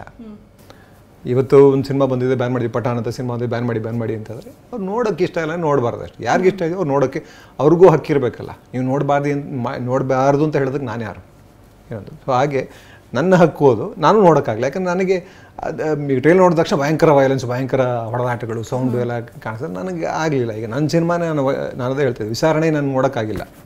ಫಸ್ಟ್ ಅವ್ರು ನಾನು ಶೂಟ್ ಮಾಡೋಕ್ಕೆ ಮುಂಚೆ ಒಂದಷ್ಟು ಪೋರ್ಷನ್ ಶೂಟ್ ಮಾಡೋದು, ಅದನ್ನ ತೋರಿಸಿದಾಗಲೇ ನಂಗೆ ಸಾಕಾಗೋಯ್ತು. ಏನಕ್ಕೆ ಒಪ್ಕೊಂಡಪ್ಪ ಈ ಸಿನಿಮಾ ಅನ್ನೋ ಲೆವೆಲ್ಗೆ ಯೋಚನೆ ಮಾಡಿದ್ದೀನಿ ನಾನು ಅವಾಗ. ಮಾಡಬೇಕಾದ್ರೂ ಭಯಂಕರ ಎಕ್ಸ್ಪೀರಿಯನ್ಸ್ ಅದು. ಜೈಲಲ್ಲಿ ಅದು ಸ್ಟೇಷನಲ್ಲಿ ಕಟ್ ಹಾಕಿ ಹೊಡೆಯೋದೆಲ್ಲ ಇತ್ತಲ್ಲ, ಅದು ಒಂದು ನೈಟ್ ಫುಲ್ ಮಾಡಿದ್ವಿ. ಟೈಮ್ ಇರಲಿಲ್ಲ ಅಂತ ಅಂದ್ಬಿಟ್ಟು 6 ಶೂಟ್ ಮಾಡಿದ್ವಿ. ಬೆಳಗ್ಗೆ 6 ಗಂಟೆ ತನಕ ಶೂಟ್ ಮಾಡಿ ಮುಗಿಸಿ ನಾನು ಪಾಂಡಿಚೇರಿಗೆ ಹೋಗಿ ಬೇರೆ ಶೂಟಿಂಗ್ ಇತ್ತು ನನಗೆ. ಫುಲ್ ನೈಟ್ ಮಾಡಿದ್ವಿ. ಅದೇನಂದ್ರೆ ಕಟ್ಟಿ ಅದು ಬಿಚ್ಚಿದ್ರೆ ಮತ್ತೆ ಕಟ್ಟಬೇಕಲ್ಲ. ನಾನು ಬೇಡ ಹಾಗೆ ಬಿಟ್ಬಿಡಿ, ಬೇಗ ಮುಗಿಸೋಣ ಅಂತಂದ್ಬಿಟ್ಟು ಹಾಗೆ ಇದ್ದೆ ರಾತ್ರಿ ಎಲ್ಲ. ಅದಾದಮೇಲೆ ನನಗೆ ಹೆಚ್ಚು ಕಡಿಮೆ ಒಂದು 10 days ಮಲ್ಕೊಂಡ್ರೆ ಕೈ ಹಿಂಗೆ ಇರೋ ಥರ ಫೀಲ್, ನಿದ್ದೆಲ್ಲೂ ಹಿಂಗೆ ಕಟ್ಟಿರೋ ಥರ ಫೀಲಿಂಗ್ ಇತ್ತು. ಆ ಸಿನಿಮಾ ಎಲ್ರಿಗೂ ಆಯಿತು, ಆ್ಯಕ್ಚುಲಾಗಿ ವೆಟ್ರಿಗೆ ಆಯಿತು. ಕಂಟಿನ್ಯೂಸ್ ಸ್ಟೇಷನ್ ವೈಲೆನ್ಸ್ ಹೊಡೆದಾಡೋದು. ಅದೇ ವೈಲೆನ್ಸ್ ನೋಡಿ ಅವನೇ ಬ್ರೇಕ್ ಮಾಡೋದು, ಸರ್ ಶೂಟಿಂಗ್ ಆಗಲ್ಲ ನನ್ನ ಕೈಲಿ ಮೇಲೆ ಹಿಂಗೆ ಮಾಡಿದ್ರೆ ಹುಚ್ಚಿಳ್ಬಿಡ್ತು ನನಗೆ ಅಂತ ಅಂದ್ಬಿಟ್ಟು. ಸೊ ತುಂಬ ರಿಯಾಲಿಟಿ ಸ್ವಲ್ಪ ಸಮಸ್ಯೆ. ಅಂದರೆ ರಿಯಾಲಿಟಿ ಅಲ್ಲ, ಇದು ಫಿಕ್ಷನ್ ಏನೇ, ಬಟ್ ಸ್ಟಿಲ್ ಅದು ಪರ್ಸನಲ್ ಚಾಯ್ಸ್. ಈಗ ನನಗಾಗಲ್ಲ ಅಂತ ಕೆಲವು ಆ್ಯಕ್ಷನ್ ಹಂಗೂ ನೋಡ್ತೀನಿ ನಾನು. ಈಗ ನಾನು ವಿಕ್ರಮ್ ಹೋಗಿ ನೋಡಿದೆ, ಅದು ಕಾಮಿಡಿ ಅಂತಲೇ ಅನ್ನಿಸ್ತು ನನಗೆ. ಸಿನಿಮಾ ಓಡ್ತಾಯಿದ್ರೆ ಏನೋ ಒಂದಿದೆ ಅದ್ರೊಳಗಡೆ ಇದೆ, ಇದರಲ್ಲೂ ಏನೋ ಒಂದಿರುತ್ತೆ. ಜನ ಇಲ್ಲದ್ರೆ ಅಷ್ಟೊಂದು ಜನ ಯಾಕೆ ನೋಡ್ತಾರೆ. ಸೊ ಬಟ್ ಆ ಯಶಸ್ಸಿನಿಂದ ಕಲಿಯೋದಿದೆ ನಾವು. ಒಂದು ಸಕ್ಸಸ್ ಆದಾಗ ಅದರಿಂದ ಪಡ್ಕೊಳ್ಳೋದು ಸುಮಾರು ಇದೆ. ಇವತ್ತು ಕನ್ನಡ ಸಿನಿಮಾ ಎಲ್ಲರೂ ಎದ್ದು ನೋಡೋಂಗೆ ಮಾಡಿದೆ ಆ ಸಿನಿಮಾ. ಸೊ ನಾವು ಅದನ್ನು ಯೂಸ್ ಮಾಡ್ಕೋಬೇಕು. ನಂಗೆ ಸಿನಿಮಾ ಇಷ್ಟ ಆಗುತ್ತೋ ಇಷ್ಟ ಆಗಲ್ಲೋ ಬೇರೆ ಪ್ರಶ್ನೆ, ಬಟ್ ಅದರಿಂದ ಸಿಗ್ತಾ ಇದೆಯಲ್ಲ. ಈಗ ಕನ್ನಡ ಸಿನಿಮಾ ಸಿಗ್ತಾ ಇದೆ, ಒಂದು ಪೂರ್ತಿ ಉದ್ಯಮಕ್ಕೆ ಏನೋ ಒಂದು ಬೆನಿಫಿಟ್ ಸಿಗ್ತಾ ಇದೆ. ಈಗ ನಾನು ಸಿನಿಮಾ ಮಾಡ್ಕೊಂಡು ಹೋದ್ರು ಯಾರೋ ನೀವು ಆ ಕನ್ನಡ ಸಿನಿಮಾದವರ ಅಂತ ನೋಡ್ತಾರೆ. ಇವೆಲ್ಲವನ್ನು ಡೆಫಿನೆಟಾಗಿ ಬಳಸ್ಬೇಕು. ಅದಕ್ಕೋಸ್ಕರ ಅವ್ರಿಗೆ ಥ್ಯಾಂಕ್ಸ್ ಹೇಳಬೇಕು ನಾವು. ಸೊ ಹಾಗಂತ ಅಂದ್ಬಿಟ್ಟು ಅವ್ರು ನನಗೆ ಇಷ್ಟ ಆಗಲ್ಲ ಅಂತಲ್ಲ, ಅದರ ನಟರು ಡೈರೆಕ್ಟರು ಇಷ್ಟ ಆಗಲ್ಲ ಅಂತಲ್ಲ, ಅವ್ರವ್ರ ಎಬಿಲಿಟಿ ಇರುತ್ತೆ. ಬಟ್ ನನಗೆ ಆ ಥರ ಸಿನಿಮಾ ನೋಡೋದಕ್ಕೆ ಅಷ್ಟೊಂದೆಲ್ಲ ಗಲಾಟೆ ಸೌಂಡು ವೈಲೆನ್ಸ್ ಸಿನಿಮಾ ನೋಡೋಕೆ ನನಗೆ ಹಿಂಸೆನೇ, ಹಾಗಾಗಿ ನಾನು ನೋಡಲಿಲ್ಲ ಅಷ್ಟೇ. ನಾವು ಈಗ ಇತ್ತೀಚಿನ ಫಿಲ್ಮ್ಗಳನ್ನ ನೋಡ್ತಾ ಇದ್ರೆ ತುಂಬಾನೇ ಜನಗಳು ಪರ್ಸ್ನಲ್ ಆಗಿ ತೆಗೆದುಕೊಳ್ಳೋಕೆ ಸ್ಟಾರ್ಟ್ ಮಾಡಿದ್ದಾರೆ. ಈಗ ಫಿಲ್ಮ್ಗಳು ಕೂಡ ಅದೇ ತರ ಒಂದು ಜನರ ಮೈಂಡ್ ಸೆಟ್ ಅನ್ನ ರೆಡಿ ಮಾಡ್ತಾ ಇದೆ. ಯಾಕಂದ್ರೆ ಒಂದು ಸಮುದಾಯನ ಹೀಯಾಳಿಸೋದಾಗಿರ್ಬಹುದು, ಇಲ್ಲಾಂದ್ರೆ ಒಂದು ವರ್ಗಕ್ಕೆ ಇವರು ಜಾಸ್ತಿ ಒತ್ತು ಕೊಟ್ಟು ಸಿನಿಮಾ ಮಾಡೋದಾಗಿರ್ಬಹುದು. ಸೊ ಅಲ್ಲಿ ಒಂದು ಕ್ಯಾಟಗರಿಗೆ ಸಂಬಂಧಪಟ್ಟಂತಹ ಒಂದು ಜನಗಳ ವರ್ಗ ಇರತ್ತಲ್ಲ, ಅವ್ರಿಗೆ ಅಫೆಕ್ಟ್ ಆಗ್ತಾ ಇದೆ. ಸೊ ಇದು ವೈಯಕ್ತಿಕವಾಗಿ ತುಂಬಾ ನಡೀತಾ ಇದೆ ಅಂತ ಅನಿಸ್ತಾ ಇದೆ ನಮ್ಗಂತೂ. ಆಗ್ತಾ ಇದೆ. ಅದಕ್ಕೆ ನಿಮ್ಗೆ ಗೊತ್ತಾಗುತ್ತೆ ಈಗ ಅದರ ವಿರುದ್ಧ ಯಾರು ಕ್ರಮ ಕೈಗೊಳ್ಬೇಕು. ಸಂವಿಧಾನ ಎಲ್ರಿಗೂ ಸಮವಾದ ಹಾಕಿಕೊಟ್ಟಿದೆ. ಸೊ ಸಂವಿಧಾನನ ಜಾರಿಗೆ ತರುವಂಥ ಕೆಲಸ ಯಾರ್ದು? ಸರ್ಕಾರದ್ದು ವ್ಯವಸ್ಥೆ ಇದು. ವ್ಯವಸ್ಥೆಯೂ ಸುಮ್ಮನೆ ಕೂತಿದೆ, ಸರ್ಕಾರವು ಸುಮ್ಮನೆ ಕೂತಿದೆ. ಯಾಕೆ ವ್ಯವಸ್ಥೆ ಯಾಕೆ ಸುಮ್ಮನೆ ಕೂತಿದೆ ಅಂದರೆ ಸರ್ಕಾರ ಅದಕ್ಕೆ ಹೇಳಿದೆ ಸುಮ್ಮನೆ ಕೂತ್ಕೋ ಅಂತ. ಸೊ ಇವತ್ತು ಇಲ್ಲಿ ನನಗೆ ಹೋಪ್ ಕಾಣಿಸ್ತಾ ಇದ್ದದ್ದು ಈ ಥರದ ಅಂದರೆ ವ್ಯವಸ್ಥೆ ವಿರುದ್ಧ ದನಿ ಎತ್ತಿ ಜನಪರವಾಗಿ ನಿಂತ್ಕೊಳ್ಳುವಂಥದ್ದು ಕಾಣಿಸ್ತಾ ಇದ್ದು. ಕಾಮಿಡಿನಲ್ಲಿ ತುಂಬ ಹೋಪ್ ಕಾಣಿಸ್ತಾ ಇದೆ. ಯಾಕಂದರೆ ಕಾಮಿಡಿ ಮೂಲಕ ನಿಮ್ಗೆ ಎಲ್ಲವನ್ನೂ ಟೋನ್ ಡೌನ್ ಮಾಡಿ ಹೇಳ್ಬೋದು. ಯಾವುದೇ ಕಠಿಣವಾದ ವಿಚಾರ ಕೂಡ ನಗಿಸ್ಬಿಡ್ಬೋದು. ನಗಿಸ್ಬಿಟ್ಟು ನಿಮ್ಮನ್ನು ಯೋಚನೆಗೆ ಹಚ್ಬೋದು. ಅವ್ರ ಮೇಲೂ ಅಟ್ಯಾಕ್ ಆಗ್ತದೆ. ಕುನಾಲ್ ಕಾಮ್ರಾ ಶೋ ಬೆಂಗಳೂರಿನಲ್ಲಿ ಕ್ಯಾನ್ಸಲ್ ಆಯಿತು. Bengaluru most cosmopolitan. ನಮ್ಮಲ್ಲಿ ಎಷ್ಟು ಜ್ಞಾನಪೀಠಗಳನ್ನ ತೊಗೊಂಡಿದ್ವಿ ನಾವು, ಅಷ್ಟೊಂದು ಉದಾರವಾದಿಗಳು ನಾವು, ಚಿಂತಕರು ನಾವುಗಳು. ಆದರೆ ನಮ್ಮೂರಲ್ಲಿ ಮುನವರ್ ಫರೂಕಿ ಶೋ ಕ್ಯಾನ್ಸಲ್ ಆಯಿತು, ಕುನಾಲ್ ಕಾಮ್ರಾ ಶೋ ಕ್ಯಾನ್ಸಲ್ ಆಯಿತು. ಸೊ ಇಲ್ಲೇ ಆಗ್ತಾ ಇದೆ ಅಂತಂದರೆ ಈಗ ಯಾರೋ ಬಂದು ನಿಮಗೆ ನಿಲ್ಲಿಸ್ತೀವಿ, ನಮ್ಮ ಭಾವನೆಗಳಿಗೆ ನೀವು ಧಕ್ಕೆ ತರುವಂಥದ್ದು ಮಾಡ್ತಾರೆ. ಓಕೆ, ಅದಕ್ಕೆ ಸೆನ್ಸಾರಿಂಗ್ ಆಗ್ತಾ ಇದೆ. ಈಗ ಒಬ್ಬ ಸ್ಟ್ಯಾಂಡಪ್ ಕಾಮಿಡಿಯನ್ ಶೋ ಮಾಡಬೇಕು ಅಂದರೆ ಮುಂಚೆ ಸ್ಕ್ರಿಪ್ಟ್ ಕೊಡಬೇಕು ಅವ್ರಿಗೆ. ಕೊಟ್ಟ ನಂತರ ಕೂಡ ಯಾಕೆ ಶೋ ಕ್ಯಾನ್ಸಲ್ ಆಗುತ್ತೆ? ವ್ಯವಸ್ಥೆ ಏನು ಮಾಡಬೇಕು ಅಂದರೆ ಈಗ ಯಾರೋ ಬಂದು ಗಲಾಟೆ ಮಾಡ್ತಾರೆ, ಗಲಾಟೆ ಮಾಡೋರನ್ನ ಶಿಕ್ಷಿಸಬೇಕಾ ಅಥವಾ ಶೋ ಮಾಡುವಂಥ ಒಬ್ಬ ಕಲಾವಿದನೇ ನಿಲ್ಲಿಸ್ಬೇಕಾ, ಶೋ ನಿಲ್ಲಿಸ್ಬೇಕಾ? ಅಂದರೆ ವ್ಯವಸ್ಥೆಗೆ ಇಷ್ಟ ಇಲ್ಲ ಇವ್ರು ಶೋ ನಡೆಯೋದು. ಅವ್ರ ಪರ ನಿಂತ್ಕೊಂಡಿದೆ. ಈ ಗೂಂಡಾಗಳ ಪರ ವ್ಯವಸ್ಥೆ ನಿಂತ್ಕೊಳ್ತಾ ಇದೆ. ಅಂದರೆ ಗೂಂಡಾ ವ್ಯವಸ್ಥೆ ಇದು. ಸೊ ಸರ್ಕಾರವು ಗೂಂಡಾ ಸರ್ಕಾರ ಅಷ್ಟೇ, ಇನ್ನೇನು ಇಲ್ಲ ಇದರಲ್ಲಿ. ಓಕೆ ಸರ್, ಈಗ ಬಾಯ್ಕಾಟ್ ಬಾಲಿವುಡ್ ಇದನ್ನ ಮಾಡಬೇಡಿ ಅಂತ ನೀವು ಅದಕ್ಕೆ ಒಂದು ಸ್ಟ್ಯಾಂಡ್ ತಗೊಳ್ತೀರಾ. ಆ ಒಂದು ನೀವು ಸ್ಟ್ಯಾಂಡ್ ತೆಗೆದುಕೊಳ್ತಿದ್ದಂಗೆನೆ ತುಂಬಾನೇ ಚರ್ಚೆಗಳು ಸ್ಟಾರ್ಟ್ ಆಯಿತು. ಅದಕ್ಕೆ ಪರಕ್ಕಿಂತ ವಿರೋಧ ಚರ್ಚೆಗಳೇ, ವಿರೋಧ ಕಮೆಂಟ್ಸ್ಗಳೇ ತುಂಬಾನೇ ಬಂತು. ಸೊ ಯಾಕೆ ಆ ಒಂದು ಪರ್ಟಿಕ್ಯುಲರ್ ಟ್ರೆಂಡಿಂಗ್ ನೀವು ಇದು ಆದ್ರಿ ಅಂತ, ಅಪೋಸ್ ಮಾಡಿದ್ರಿ ಅದನ್ನ ಅಂತ? ನಿಜವಾಗ್ಲೂ ನನಗೆ ಸುನಿಲ್ ಶೆಟ್ಟಿ ಅವ್ರ ಬಗ್ಗೆ ತುಂಬ ಗೌರವ ಬಂದ್ಬಿಡ್ತದೆ. ಆದಮೇಲೆ ಯಾರು ದನಿ ಎತ್ತಿಲ್ಲ ಅದ್ರ ವಿರುದ್ಧ. ಯಾಕಂದರೆ ನನಗಾಗಲಿಲ್ಲ, ನಾನು ಸೇಫ್ ಆಗಿದ್ದೀನಿ ಅಂತ ಕುತ್ಕೊಂಡ್ಬಿಟ್ರೆ ನಾನೇ ಹೇಳ್ತಾ ಇದ್ದೀನಿ, ಜನಗಳಿಗೂ ಅದೇ, ನಾವು ಅದೇ, ನಾನು ಜನರಲ್ಲಿ ಒಬ್ಬ ಆಗಿ ನನಗಾಗ್ತಿಲ್ಲ ಅಂತ ನನ್ನ ಮನೆಗೆ ಬೆಂಕಿ ಹಚ್ಚೋ ತನಕಾದ್ರೆ ನನ್ನ ಮನೆಗೂ ಯಾವತ್ತೋ ಒಂದು ದಿವಸ ಬೆಂಕಿ ಬೀಳುತ್ತೆ. ನನಗೆ ಗೊತ್ತಿಲ್ಲ, ಇದೊಂದು ಉದ್ಯಮ ವ್ಯಾಪಾರ ಅಂತಂದರೆ ಒಬ್ಬ ವ್ಯಾಪಾರ ದಾರಿಲಿ ಒಬ್ಬ ಅಂಗಡಿ ಇಟ್ಕೊಂಡಿದ್ದಾನೆ, ವ್ಯಾಪಾರ ಮಾಡ್ತಾ ಇದ್ದಾನೆ. ಅದು ಅವನು ಹೊಟ್ಟೆಪಾಡು. ಅವ್ನು ವ್ಯಾಪಾರ ಮಾಡೋ, ಅವ್ನು ಯಾವ ಧರ್ಮವಾಗಿರಲಿ, ಯಾವ ಜಾತಿ ಆಗಿರಲಿ, ಯಾವ ಭಾಷೆ ಆಗಿರಲಿ, ಅವ್ನಿಗೆ ವ್ಯಾಪಾರ ಮಾಡೋ ಹಕ್ಕಿದೆ. ಸಂವಿಧಾನ ಅವ್ನಿಗೆ ಎಲ್ಲ ಹಕ್ಕನ್ನು ಕೊಟ್ಟಿದೆ. ಎಲ್ಲರೂ ಇಲ್ಲಿ ಸಮ. ಸೊ ಒಬ್ಬನ್ನ ಒಂಥರ ಇನ್ನೊಬ್ಬನ ಇನ್ನೊಂಥರ ನೋಡೋದಕ್ಕೆ ಸಂವಿಧಾನಬದ್ಧವಾಗಿದ್ದಾರೆ ನೀವು. ಅಂದರೆ ದೇಶ ಅಂದರೆ ಸಂವಿಧಾನ, ಸಂವಿಧಾನ ಅಂದರೆ ದೇಶ. ಸೊ ದೇಶಬದ್ಧವಾಗಿದೆ, ದೇಶದ ಪರವಾಗಿದ್ದರೆ, ದೇಶದ ಜನರ ಪರವಾಗಿದ್ದರೆ ನೀವು ಅದನ್ನ ಮಾಡಬಾರ್ದು. ನೀವು ದೇಶ ವಿರೋಧಿ ಆಗಿದ್ದರೆ ಮಾತ್ರ ಹಂಗೆ ಮಾಡೋಕ್ಕೆ ಸಾಧ್ಯ. ಸೊ ಇವೆಲ್ಲ ದೇಶ ವಿರೋಧಿ ಚಟುವಟಿಕೆಗಳೇ. ದೇಶ ಅಂದರೆ ನಾನು ಯಾವಾಗಲಿಂದ ಹೇಳ್ತಾನೆ ಇದ್ದೀನಿ, ಜನ ಅಂದರೆ ದೇಶ, ದೇಶ ಅಂದರೆ ಜನ ಎಲ್ಲರೂ ಒಂದೇ. ಅದು ಯಾವುದು ಹೆಣ್ಣಾಗಿರ್ಬೋದು, ಗಂಡಾಗಿರ್ಬೋದು, ದಲಿತ ಆಗಿರ್ಬೋದು, ಯಾವುದೇ ಜಾತಿ ಆಗಿರ್ಬೋದು, ಅದೇ ಅವನು ನಪುಂಸಕಲಿಂಗಿ ಆಗಿರ್ಬೋದು, ಯಾರೇ ಆದರೂ ಎಲ್ಲರೂ ಸಮ. ಎಲ್ರಿಗೂ ಸಮಾಧಿಕಾರ ಇಲ್ಲಿ ಸಂವಿಧಾನ ಕೊಟ್ಟಿದೆ. ಸಂವಿಧಾನವೇ ನಮ್ಮ ಧರ್ಮ ಗ್ರಂಥ. ಸೊ ಅದಕ್ಕೆ ವಿರುದ್ಧವಾಗಿ ಇವೆಲ್ಲವೂ ನಡೀತಾ ಇದೆ. ಅದರ ವಿರುದ್ಧ ಯಾರೂ ದನಿ ಎತ್ತಲಿಲ್ಲ ಅನ್ನೋದು ನಿಜವಾಗ್ಲೂ ಖೇದದ ವಿಷಯ. ಇವತ್ತು ನಮ್ಮಲ್ಲೇ ಶುರು ಆಗೋಯ್ತು south cinema industry versus Bollywood ಅಂತೆಲ್ಲ ಶುರು ಆಗೋಯ್ತು. ಅದು ಎಲ್ಲ ಏನಂದರೆ ಎಲ್ಲವೂ ಬಾಲಿವುಡನ್ನು ತುಳಿಯೋದಕ್ಕೆ ಒಂದು ಪ್ರಯತ್ನ ಅಷ್ಟೇ. ಯಾಕಂದರೆ ಬಾಲಿವುಡ್ನಲ್ಲಿ ಈಗ ಒಂದು 3 ಜನ ಖಾನ್ಗಳಿದ್ದಾರೆ, ಮುಸ್ಲಿಮ್ನವರಿದ್ದಾರೆ ಅನ್ನೋದೊಂದಿತ್ತಲ್ಲ. ಅವ್ರ ವಿರುದ್ಧ ಅವ್ರನ್ನ ತುಳಿಯೋದಕ್ಕೆ ಏನೋ ಒಂದು ಪ್ರಯತ್ನ ಆಗ್ತಾನೆ ಅಂತ ಮುಂಚೆನೂ ಆಯ್ತಲ್ಲ. ಅದಂತೂ ಎಷ್ಟು ನೀಚ ಕೆಲಸ ಅಂದರೆ ಅವ್ರ ಮಗನ್ನ ಟಾರ್ಗೆಟ್ ಮಾಡುವಂಥ ಒಂದು ಕೆಲಸ ಮಾಡಿದ್ರು.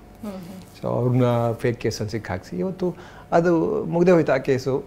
ಆದರೆ ಆ ಒಬ್ಬ ಚಿಕ್ಕ ಹುಡುಗ ಅಂತ ಇಟ್ಕೊಳ್ಳಿ, ಅವ್ನು ಯಾರೋ ಒಬ್ಬ ಹುಡುಗ ಅಂತ ಇಟ್ಕೊಳ್ಳಿ, ಶಾರುಖ್ ಖಾನ್ ಮಗ ಅಲ್ಲ ಅಂತ ಇಟ್ಕೊಂಡ್ರು, ಒಬ್ಬ ಚಿಕ್ಕ ಹುಡುಗನ ನೀವು ಟಾರ್ಗೆಟ್ ಮಾಡಿ ಅವನ ಮನಸ್ಸಿನಲ್ಲಿ ಏನು ಇಮೇಜ್ ಕ್ರಿಯೇಟ್ ಮಾಡ್ತಾರೆ ನೀವು? ನಮ್ಮ ದೇಶದ ಬಗ್ಗೆ, ನಮ್ಮ ನಾಡಿನ ಬಗ್ಗೆ, ನಮ್ಮ ಸಂಸ್ಕೃತಿ ಬಗ್ಗೆ ಏನು ಕ್ರಿಯೇಟ್ ಮಾಡ್ತಾರೆ, ಇಲ್ಲೇನು ನಡೆಯುತ್ತೆ ಅಂತ ಕ್ರಿಯೇಟ್ ಮಾಡ್ತಾರೆ. ಈ ಥರದ ಅನ್ಯಾಯ ನಡೆದಾಗ ತನಿ ಎತ್ತಲೇಬೇಕಾಗತ್ತೆ.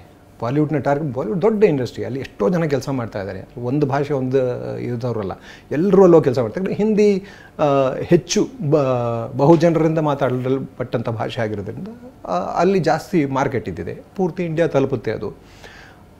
ನಮ್ಮಲ್ಲೂ ಅದ್ರ ವಿರುದ್ಧವಾಗಿ ಮಾತಾಡ್ತೀವಿ ನಾವು. ಹಿಂದಿ ಭಾಷೆ ಹೇರಿಕೆ ವಿರುದ್ಧ ನಾವು ಮಾತಾಡ್ತೀವಿ. ಯಾಕೆಂದರೆ ಸ್ಥಳೀಯ ಭಾಷೆಗಳ ಅಸ್ಮಿತೆ ತುಂಬ ಇಂಪಾರ್ಟೆಂಟ್. ನಮ್ಮ ಇಲ್ಲಿಯ ಲೋಕಲ್ ಕಲ್ಚರ್ ಉಳಿಯೋದಕ್ಕೆ ಸ್ಥಳೀಯ ಭಾಷೆಗಳು ಇಂಪಾರ್ಟೆಂಟ್, ಸ್ಥಳೀಯ ಭಾಷೆಗಳ ಸಿನಿಮಾ ಇಂಡಸ್ಟ್ರಿಗಳು ಇಂಪಾರ್ಟೆಂಟ್. ಎಲ್ಲವೂ ಅಷ್ಟೇ, ಭಾಷೆ ಉಳಿಯೋದಕ್ಕೆ ಸಿನಿಮಾ ಕೂಡ ತುಂಬ ಮುಖ್ಯವಾದ ಕಾರಣ. ಸಿನಿಮಾ ಆಗಿರ್ಬೋದು, ಪತ್ರಿಕೆ ಆಗಿರ್ಬೋದು, ಎಲ್ಲವೂ ಮುಖ್ಯ ಕಾರಣ. ಸೊ ಭಾಷೆ ಅದು ನಮಗೇನಂದ್ರೆ ನಾವೆಲ್ಲ ಬರೀ ನವೆಂಬರ್ ಕನ್ನಡಿಗರು, ಕರ್ನಾಟಕ ರಾಜ್ಯೋತ್ಸವಕ್ಕೆ ಮಾತ್ರ ಜೈ ಕರ್ನಾಟಕ ಅಂತ ಅಂದ್ಬಿಟ್ಟು ಸುಮ್ಮನೆ ಆಗೋಗ್ಬಿಡ್ತೀವಿ. ಅದಾದಮೇಲೆ ಕನ್ನಡ ಮಾತಾಡಬೇಕು, ಇಲ್ಲ ಕನ್ನಡ ತಮಿಳ್ ಬೋರ್ಡ್ಗೆ ಅಥವಾ ಇಂಗ್ಲೀಷ್ ಬೋರ್ಡ್, ತಮಿಳ್ ಬೋರ್ಡ್ ಇರಲ್ಲ, ಇಲ್ಲ ಇಂಗ್ಲೀಷ್ ಬೋರ್ಡ್ ಕಲ್ಲೊಡೆದ್ಬಿಟ್ರೆ ನಾವು ಕನ್ನಡಿಗರು ಅಂತ ಆಗೋಗ್ಬಿಟ್ಟಿದ್ದೀವಿ. ಸೊ ಕನ್ನಡ ಭಾಷೆ ಯಾಕೆ ನಾನು ಎಲ್ಲ ಕಡೆನೂ ಅದನ್ನ ಹೇಳ್ತಾ ಇರ್ತೀನಿ ಕೂತ್ಕೊಂಡು, ಕನ್ನಡ ಭಾಷೆ ಯಾಕೆ ಉಳಿಬೇಕು ಅಂದರೆ ಇಲ್ಲಿಯ ಸಂಸ್ಕೃತಿ ಉಳಿಬೇಕು. ಇಲ್ಲಿ ಸಂಸ್ಕೃತಿ ಅಂದರೆ ಬರೀ ದೇವಸ್ಥಾನಕ್ಕೆ ಹೋಗೋದಲ್ಲ ಸಂಸ್ಕೃತಿ ಅಂದರೆ ಇಲ್ಲಿ ಆಚಾರ ವಿಚಾರಗಳು ಯಾಕೆ ಉಳಿಬೇಕು ಅಂದರೆ ಇಲ್ಲಿ ಸುಸ್ಥಿರ ಬದುಕಿಗೆ ಏನೇನು ದಾರಿಗಳಿರುತ್ತೋ ಅದೆಲ್ಲ ಈ ಭಾಷೆಯಲ್ಲಿ ಅಷ್ಟೇ ಇರುತ್ತೆ.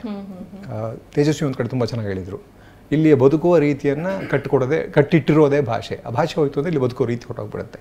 ಸೊ ಇಲ್ಲಿ ಸುಸ್ಥಿರವಾಗಿ ಬದುಕೋದು ಮುಂದೆ ಗೊತ್ತಿಲ್ಲ ನಿಮಗೆ, ಎಲ್ಲ ಕಡೆಯಿಂದನೂ ಬಂದು ಇವಾಗ ಬೀಳ್ತಾ ಇದೆ, ಪೆಟ್ರೋಲ್ ಇದೆ, ಡೀಸೆಲ್ ಇದೆ, ಬೀಳ್ತಾ ಇದೆ, ಅದು ಹೋಗುತ್ತೆ ಒಂದು ದಿವಸ. ಆವತ್ತು ಹೆಂಗೆ ಬದುಕ್ತೀವಿ, ಈ ಕೊರೋನಾ ಕಾಲದಲ್ಲಿ ಹೆಂಗೆ ಬದುಕ್ತೀವಿ? ನಮಗೆ ಸುಸ್ಥಿರ ವ್ಯವಸ್ಥೆಗಳಿದ್ದಿದ್ದರೆ ತೊಂದರೆ ಆಗ್ತಾ ಇರಲಿಲ್ಲ.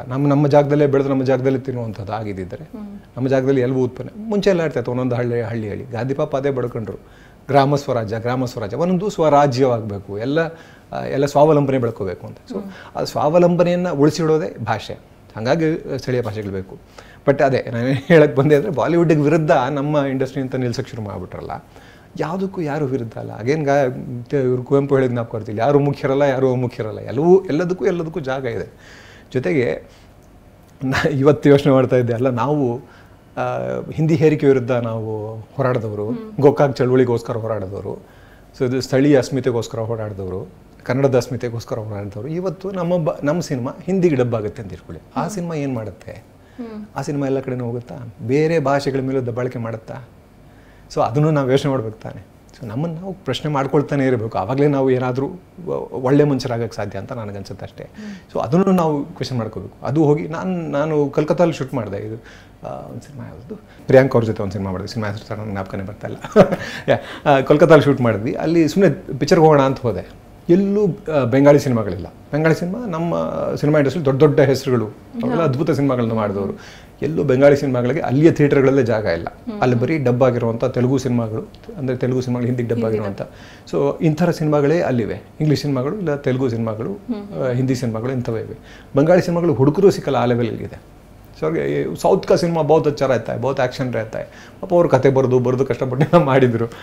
ಬಟ್ ಸ್ಟಿಲ್ ಈಗ ಈ ಸಿನಿಮಾ ಬೆಟ್ರು, ಆ ಸಿನಿಮಾ ಕಳಪೆ ಅಂತ ಹೇಳೋಕ್ಕಾಗಲ್ಲ. ಏನಂದರೆ ಯಾವುದು ಅಟ್ರಾಕ್ಟಿವ್ ಅದನ್ನು ಕನ್ಸ್ಯೂಮ್ ಮಾಡೋಕ್ಕೆ ಮಾಡ್ತೀವಿ. ಕನ್ಸ್ಯೂಮರಿಸಮ್ ತಾನೇ ಕ್ರಿಯೇಟ್ ಮಾಡಿದ್ವಿ. ಕನ್ಸ್ಯೂಮರಿಸಮ್ನ ಒಂದು ಭಾಗ ಇವತ್ತು ತುಂಬ ಚೆನ್ನಾಗಿ ಪಬ್ಲಿಸಿಟಿ ಮಾಡೋದು ಕಲ್ತಿದ್ವಿ. ಅದನ್ನು ಒಂದು ಆ್ಯಕ್ಚುಲಿ ಉದಾಹರಣೆಗೆ ನಾವು ತೊಗೋಬೋದು ಅದನ್ನು. ಆದರೆ ನಾವು ಇದೇ ಸಮಯದಲ್ಲಿ ನಮ್ಮ ಭಾಷೆಯನ್ನು ಉಳಿಸ್ಕೊಳ್ಳೋದಕ್ಕೆ, ನಮ್ಮ ಭಾಷೆಯ ಹಿರಿಮೆ ಬಗ್ಗೆ ಮಾತಾಡ್ತಾ ಇರೋ ನಾವು ಇನ್ನೊಂದು ಭಾಷೆನ ನಾವು ತುಳಿತಾ ಇದ್ದೀವಿ ಅನ್ನೋ ಅರಿವು ನಮಗಿರಬೇಕಾಗತ್ತೆ. ಫೈನ್, ಇವತ್ತು ಬಿಸ್ನೆಸ್ಸು ಅದನ್ನು ನಾವು ನೋಡ್ತೀವಿ. ಆದರೆ ಆ ಅರಿವಿದ್ದರೆ ಮುಂದೊಂದು ದಿವಸ ನಮಗದಕ್ಕೂ ಸಮಾಧಾನ ಕೂಡ ಸಿಗ್ಬೋದು. ಆ ಅರಿವೇ ಇಲ್ಲದೆ ನಾವು ಇನ್ನೊಬ್ಬರನ್ನ ತೊಳೆದ್ಬಿಟ್ಟು ನಾವು ಗ್ರೇಟ್ ಅಂತ ಅನ್ಕೊಂಡ್ಬಿಟ್ರೆ ನಾವು ಅದು ನಮಗಿಂತ ಮೂರ್ಖರು ಬೇರೆ ಯಾರು ಇರಲ್ಲ. ಸರ್ ಇದೆ ಸರ್, ಅದೇ ಇವಾಗ ಆ ಒಂದು ಟ್ರೆಂಡಿಂಗ್ ನೀವೇನು ಅಪೋಸ್ ಮಾಡಿದ್ರಲ್ಲ, ಅವಾಗ ಎಲ್ಲರೂ ಅಂತಿದ್ದು ಅದೇ ಕಿಶೋರ್ ಅವ್ರು ಯಾವಾಗಲೂ ಕನ್ನಡಿಗರು ಕನ್ನಡ ಭಾಷೆ ಬಗ್ಗೆ ಮಾತನಾಡ್ತಿದ್ದಾರೆ. ಸೊ ಇವಾಗ ಅವ್ರು ಅಪೋಸಿಟ್ ಅಂದರೆ ಇಂಡೈರೆಕ್ಟ್ ಆಗಿ ಬಾಲಿವುಡ್ನ ಸಪೋರ್ಟ್ ಮಾಡ್ತಿದಾರಲ್ಲ ಅನ್ನೋ ಒಂದು ಮಾತುಗಳು ನಮಗೆ ಕೇಳಿದ್ರು. ಪ್ರಪಂಚವೇ ಒಂದು ವಸುದೇವ ಕುಟುಂಬಕಂ. ಪ್ರಪಂಚವೇ ಒಂದು, ಎಲ್ಲರೂ ಅಣ್ಣ ತಮ್ಮದಿರು, ಎಲ್ಲರೂ ಅಕ್ಕ ತಂಗಿರು, ಎಲ್ಲರೂ ಒಂದೇ ಇರಬೇಕಾದ್ರೆ ಅವರು ಬದುಕಬೇಕು, ನಾವು ಬದುಕಬೇಕು, ಎಲ್ರಿಗೂ ಬದುಕೋದಕ್ಕೆ ಅವಕಾಶ ಇರಬೇಕಷ್ಟೇ. ಅವರ ಸಿನಿಮಾ ಇಂಡಸ್ಟ್ರಿ ಬಂದು ನಮ್ಮ ಸಿನಿಮಾ ತುಳಿನೂಬಾರ್ದು, ನಮ್ಮ ಸಿನಿಮಾ ಹೋಗಿ ಅವ್ರ ಸಿನಿಮಾ ತುಳಿಲೂಬಾರ್ದು. ಎಲ್ಲವೂ ಬದುಕಬೇಕು. ಸೊ ಎಲ್ಲರೂ ಈಗ ನಾನು ಬದುಕಬೇಕು, ನೀವು ಬದುಕಬೇಕು, ನಾನು ಬೇರೆ ನೀವು ಬೇರೆ, ಆದರೂ ಸಹ ನಿಮಗೂ ಬದುಕೋಕೆ ಅವಕಾಶ ಇದೆ, ನನಗೂ ಬದುಕೋಕೆ ಅವಕಾಶ ಇದೆ. ನಿಮ್ಗೆ ಯಾವ್ದಾದ್ರು ತೊಂದರೆ ಆಯಿತು ಅಂತ ನಾನು ಜೊತೆಗೆ ನಿಂತ್ಕೋಬೇಕು, ನನಗೆ ತೊಂದರೆ ಆದ ನೀವು ಜೊತೆಗೆ ನಿಂತ್ಕೋಬೇಕು. ಅದೇ ತಾನೇ. ಇವತ್ತು ನೀವು ಈಗ ಬಾಲಿವುಡ್ಗೂ ಸಮಸ್ಯೆ ಇದೆ, ಜೊತೆಗೆ ನಿಂತ್ಕೊಂಡ್ರೆ ನಾಳೆ ನಿಮಗೆ ಸಮಸ್ಯೆ ಬಂದಾಗ ಅವರು ಬಂದು ನಿಂತ್ಕೋತಾರೆ. ನೀವು ಮಾಡಿದ್ರಿ ಅಂತಲ್ಲ, ಅದು ಅವ್ರ ಕರ್ತವ್ಯ. ಮನುಷ್ಯನಾಗಿ ಇನ್ನೊಬ್ಬನ ನೋವಿಗೆ ಸ್ಪಂದಿಸೋದು ಅವನ ಕರ್ತವ್ಯ. ಅದು ಮೂಲಗುಣ, ಮನುಷ್ಯನ ಗುಣ ಅದು. ಪ್ರಾಣಿಗಳೇ ಮಾಡ್ತವೆ. ನಮಗೆ ಎಷ್ಟೊಂದೆಲ್ಲ ಎವಾಲ್ವ್ಡ್, ನಾವು ಇಷ್ಟೊಂದೆಲ್ಲ ಬೆಳೆದಿದ್ದೀವಿ, ನಾಗರಿಕರಾಗಿದ್ದೀವಿ. ಓಕೆ ಸರ್, ಈಗ ಇದೆಲ್ಲ ಕಾಂಟ್ರವರ್ಸಿ ಸ್ಟೇಟ್ಮೆಂಟ್ಸ್ ಎಲ್ಲ ಒಂದು ಬದಿಗೆ ಇಟ್ಬಿಡೋಣ. ಒಂದು ಲೆವೆಲಿಗೆ ಇದು ಕ್ಲಾರಿಫಿಕೇಶನ್ ಸಿಕ್ತು ಅಂತ ನಾನು ಅನ್ಕೊಳ್ತೀನಿ. ನಿಮ್ಮ ಮುಂದೆ ಬರುವಂತಹ ಒಂದು ಚಿತ್ರ, ಪೆಂಟಗನ್ ಚಿತ್ರ, ಆ ಒಂದು ಚಿತ್ರದ ಬಗ್ಗೆ ನಮಗೆ ಹೇಳ್ಬೋದು. ಆಮೇಲೆ ಆ ಒಂದು ಚಿತ್ರದ ಪ್ರೆಸ್ ಮೀಟ್ಗೆ ಹೋದಾಗ ನೀವು ಎಷ್ಟು ಮಟ್ಟಿಗೆ ಗುರುತಿಸ್ಕೊಂಡ್ರಿ ಅಂದರೆ, ಎಷ್ಟು ಹೊಗಳಿಕೆಗಳು ನಿಮಗೆ ಬಂತು ಅಂದರೆ, ಎಷ್ಟು ದೊಡ್ಡ ಸ್ಟಾರು ಬೈಕಲ್ಲಿ ಬಂದು ಎಷ್ಟು ಸಿಂಪ್ಲಿಸಿಟಿ ತೋರಿಸಿದ್ರಲ್ಲ ಅಂತ ಒಂದು ಮೆಚ್ಚುಗೆ ಮಾತುಗಳು ನಿಮಗೆ ಬಂತು. ಇಲ್ಲ ಇಲ್ಲ, ಅದರಲ್ಲಿ ಏನು ಹೆಚ್ಚುಗಾರಿಕೆ ಏನಿಲ್ಲ, ಮೆಚ್ಚುಗೆ ಪಡುವಂಥದ್ದು ಏನೂ ಇಲ್ಲ ನನಗೆ ಗೊತ್ತಿರೋ ಮಟ್ಟಿಗೆ. ಅದೇನು ಹ್ಯುಮಿಲಿಟಿ ಎಲ್ಲ ಏನಲ್ಲ, ಅದು ನನಗೆ ಹಿಂಗಿರಬೇಕು ಅಂತಿದೆ, ನಾನು ಹಿಂಗಿದ್ದೀನಿ ಅಷ್ಟೇ. ಸೊ ನನಗೆ ಹೆಂಗಿರಬೇಕು ಹಂಗಿರೋದ್ರಲ್ಲಿ ದೊಡ್ಡತನ ಏನಿಲ್ಲ ಅಲ್ಲ. ಸೊ ಎಲ್ಲರೂ ನಿಮ್ಗೆ ಹಿಂಗಿರಬೇಕು, ನೀವು ಹಿಂಗಿದೆ, ನೀವು ನಂತರ ಇರಬೇಕು ಅಂತ ಎಕ್ಸ್ಪೆಕ್ಟ್ ಮಾಡೋದು ಅಂತ ತಪ್ಪಲ್ಲ. ಸೇಮ್ ಇವಾಗ ಹೆಂಗೆ ಧರ್ಮದಲ್ಲಿ ಎಕ್ಸ್ಪೆಕ್ಟ್ ಮಾಡ್ತಾರೆ ಇವರು, ನಮ್ಮ ಧರ್ಮ ದೊಡ್ಡದು ನಿಮ್ಮ ಧರ್ಮ, ಹಾಗೆ ಯಾರದ್ರಲ್ಲಿ ಇಲ್ಲಿ ಯಾರು ಮುಖ್ಯರಲ್ಲ ಯಾರೋ ಮುಖ್ಯರಲ್ಲ, ಎಲ್ಲರೂ ಸಮವೇ. ಸೊ ಅವ್ರವ್ರು ಬೇಕಾದಂಗೆ ಅವರು ಇರಬೇಕಷ್ಟೇ. ನನಗೆ ಹಿಂಗೆ ಬೇಕು ಹಿಂಗಿದ್ದೀನಿ, ಇನ್ನೊಬ್ರು ಯಾರಿಗೂ ದೊಡ್ಡ ಕಾರಲ್ಲಿ ಬರಬೇಕು ಅಂತ ಆಸೆ ಇರುತ್ತೆ, ಅವ್ರು ದೊಡ್ಡ ಕಾರಲ್ಲೇ ಬರಬೇಕು, ಅವ್ರಿಗೆ ಆಸೆ ತಾನೇ ಅದಾಗಿರಬೇಕು ಅಂತ. ಸೊ ಅವಕಾಶ ಇದೆ, ಸಂಪನ್ಮೂಲಗಳಿದೆ ಅಂದಾಗ ಮಾಡೋದೇನು ತಪ್ಪಿಲ್ಲ. ಒಟ್ಟಿನಲ್ಲಿ ಸಂಪನ್ಮೂಲಗಳನ್ನು ದುರ್ಬಳಕೆ ಮಾಡಬಾರ್ದು, ಹಾಳು ಮಾಡಬಾರ್ದು ಅಷ್ಟೇ. ಅದನ್ನು ಕರೆಕ್ಟ್ ಸಮರ್ಪಕ ಬಳಕೆ ಮಾಡಿದ್ರೆ ಎಲ್ಲವೂ ಸರಿಯೇ. ಸೊ ಇದರಲ್ಲಿ ಏನು ಹೆಚ್ಚುಗಾರಿಕೆ ಇಲ್ಲ. ಓಕೆ ಸರ್, ಪೆಂಟಗನ್ ಮೂವಿ ಬಗ್ಗೆ ನಮಗೆ ಒಂದು ಸ್ವಲ್ಪ ಹೇಳ್ಬೋದಾ? ಒಬ್ಬ ಕನ್ನಡ ಹೋರಾಟಗಾರನ ಕಥೆ ಅದು. ಅವನಿಗೊಂದು ಪಾಸ್ಟ್ ಇರುತ್ತೆ. ಯಾಕಂದರೆ ಎಲ್ಲರೂ ಹೆಚ್ಚು ಕಡಿಮೆ ನಮ್ಮಲ್ಲಿ ಅಂದರೆ ಮುಂದಾಳತ್ವ ವಹಿಸೋರೆಲ್ಲರೂ, ನಾಯಕರು ಅಂತ ಹೇಳೋಕ್ಕಾಗಲ್ಲ ನನಗೆ ಅದನ್ನು, ಮುಂದಾಳತ್ವ ವಹಿಸಲಿ ಯಾವುದೋ ಒಂದು ಹೋರಾಟ ಅಂದರೆ ಅದನ್ನು ಮುಂದಾಳತ್ವ ವಹಿಸಿದವರೆಲ್ಲರೂ ಒಂದು ಲೆವೆಲ್ಗೆ ಒಂದಷ್ಟು ಲೀಡರ್ಶಿಪ್ ಕ್ವಾಲಿಟೀಸ್ ಇರುವಂಥವ್ರೆಲ್ಲ. ಸೊ ಅವ್ರು ಎಲ್ಲ ಕಡೆಯೂ ಮುಂದೆ ನಿಂತ್ಕೊಂಡೇ ಬಂದಿರ್ತಾರೆ. ಅವ್ರಿಗೆ ಎಲ್ರಿಗೂ ಏನೋ ಒಂದು ಸ್ಟ್ರಾಂಗ್ ಹಿನ್ನೆಲೆ ಇದ್ದೇ ಇರ್ತದೆ. ಒಂದು ಸುಮಾರು ಹೋರಾಟಗಳನ್ನ ದಾಟಿನೇ ಬಂದಿರ್ತಾರೆ. ಅವರ ವೈಯಕ್ತಿಕ ಹೋರಾಟಗಳಿರ್ತಾವೆ ಅದರಲ್ಲಿ, ಸೊ ಅವ್ರ ಜೀವನದ ಹೋರಾಟಗಳಿರ್ತವೆ. ಅದು ಯಾರ್ಯಾರ್ದು ಯಾವ ದಾರಿ ಬೇಕಾದ್ರೂ ಆಗಿರ್ಬೋದು. ಅವರವರ ಅಂದರೆ ಅವರು ಎಲ್ಲಿ ಯಾವ ಜಾಗದಿಂದ ಬಂದರು, ಎಲ್ಲಿಂದ ಬಂದರು, ಅವರ ಸಾಮಾಜಿಕ ಪರಿಸ್ಥಿತಿ ಏನಿತ್ತು ಅಲ್ಲಿಂದ ಅದ್ರ ಮೇಲೆ ಡಿಪೆಂಡ್ ಆಗುತ್ತೆ. ಸೊ ಇವನಿಗೆ ಹಾಗೆ ಒಂದು ಕಥೆ ಇರುತ್ತೆ. ಹಾಗೆ ಎಲ್ಲೋ ಒಂದು ಚಿಕ್ಕದಾಗಿ ಇದಿಟ್ಕೊಂಡು ರೌಡಿಸಮಲ್ಲಿ ಇದ್ದವನು ಕೊನೆಗೆ ಬರ್ತಾ ನಾನು ಹೇಳಿದ್ನಲ್ಲ, ಎಲ್ಲರೂ ಡೈನಮಿಕ್ ಆಗಿರ್ತಾರೆ, ಎಲ್ಲರೂ ಬದಲಾಗ್ತಾ ಇರ್ತಾರೆ. ಅನುಭವಗಳಿಗೆ ತಕ್ಕ ಹಾಗೆ, ಅವರ ಮೇಲಿರೋ ಪ್ರಭಾವಗಳಿಗೆ ತಕ್ಕ ಹಾಗೆ ಬದಲಾಗ್ತಾನೆ ಇರ್ತಾರೆ.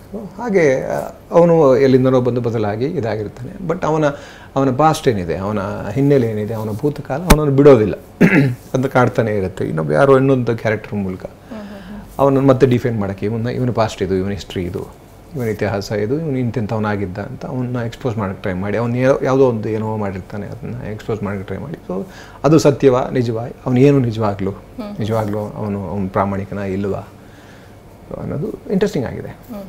ತೀರಾ ಆಳಕ್ಕೆ ಹೋಗಿದ್ದಾರೆ ಏನಂತ ಗೊತ್ತಿಲ್ಲ ನನಗೆ. ಬಟ್ ಅದೇ ಒಂದು ಲೆವೆಲ್ಗೆ ಜನಗಳಿಗೆ ಅರ್ಥ ಸರಳವಾಗಿ ಅದನ್ನು ಹೇಳೋದು ಪ್ರಯತ್ನ ಆಗಿದೆ.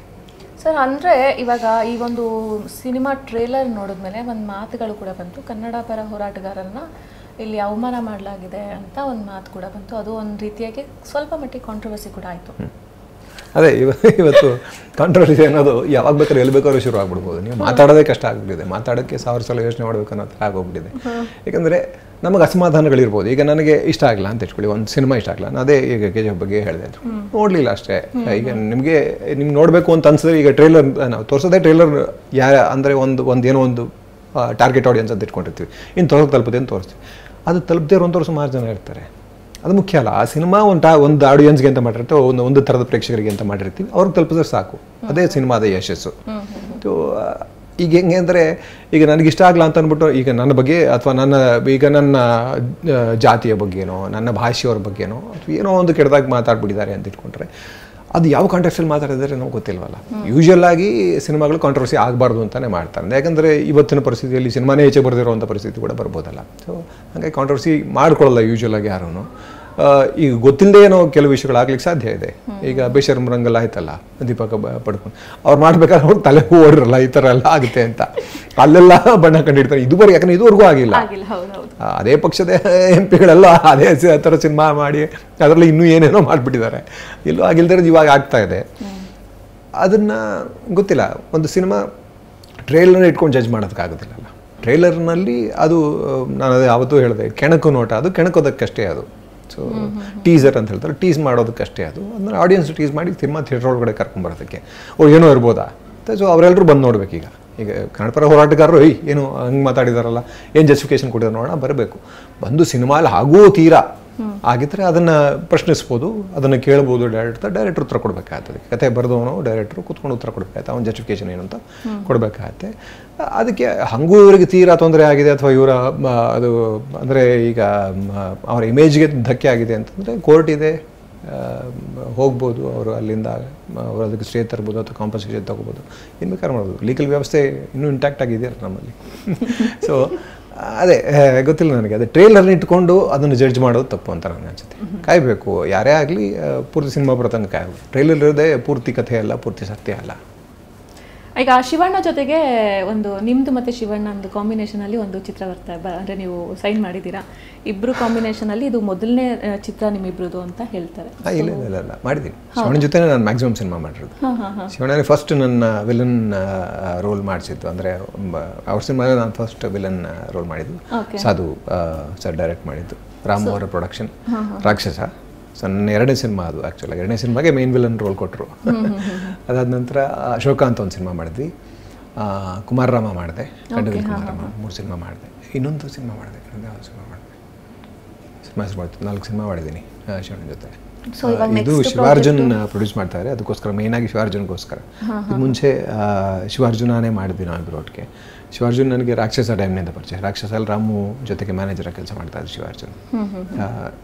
ಅದಾದಮೇಲೆ ಇಂಡಿಪೆಂಡೆಂಟಾಗಿ ಪ್ರೊಡ್ಯೂಸರ್ ಆದ್ರಲ್ಲ ಅಂತ ಅವಾಗ ಜೊತೆ ಕೆಲಸ ಮಾಡುವಂತ ಮಾಡಿದೆ. ಬಟ್ ಆ ಟೈಮ್ ಕರೆಕ್ಟಾಗಿ ಅವ್ರು ರಿಲೀಸ್ ಮಾಡಿದ ದಿವಸಕ್ಕೆ ಕೊರೋನಾ ಲಾಕ್ಡೌನ್ ಆಗೋಯಿತು. ಜೊತೆಗೆ ಚಿರಂಜೀವಿಗೆ ಬೇರೆ ಆಗಾಯಿತು. ಅದಾದ ನಂತರ ಈಗ ಮತ್ತೆ ಅವ್ರು ಪ್ರೊಡ್ಯೂಸ್ ಮಾಡ್ತಾ ಇದ್ದಾರೆ, ಹಾಗಾಗಿ ಅವ್ರ ಜೊತೆಗೆ ಇರಬೇಕು ಅಂತ ಆಯಿತು. ಜೊತೆಗೆ ಶಿವಣ್ಣನ ಜೊತೆ ಕೆಲಸ ಮಾಡೋದು ತುಂಬ ಒಳ್ಳೆ ಎಕ್ಸ್ಪೀರಿಯನ್ಸ್. ನಿಮ್ಗೆ ಕೆಲಸ ಮಾಡಿದಷ್ಟೇ ಗೊತ್ತಾಗುತ್ತೆ, ಸುಮ್ಮನೆ ನಾವು ಹೇಳಿದ್ರೆ ಹೋಗ್ಲಿಕ್ಕೆ ಆಗಿಬಿಡುತ್ತೆ. ಅದು very nice to work with.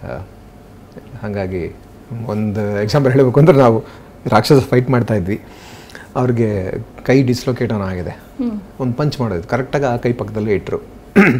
Padding ಎಲ್ಲ ಹಾಕಿ, ಪ್ಯಾಡಿಂಗ್ ಏನು ಬೇಡ ಕಾಣಿಸುತ್ತೆ ಅಂತ ತೆಗಿಬೇಕಾಯಿತು. ಇಲ್ಲಿ ಏನಿಲ್ಲಮ್ಮ, ಇಲ್ಲಿಗೆ ಬಾಮ್ಮ, ಟಚ್ ಮಾಡಿ ತೊಗೊಬೇಡಮ್ಮ, ಕೈ ಮಾತ್ರ ಇದು ಏಟಾಗಿದೆ ಅಂತ ಬಿಟ್ಟು ಅಷ್ಟು ಹುಷಾರಾಗಿ ಈ ಕಡೆ ಹೊಡಿ ಅಂತ ಹೇಳಿದ್ರು.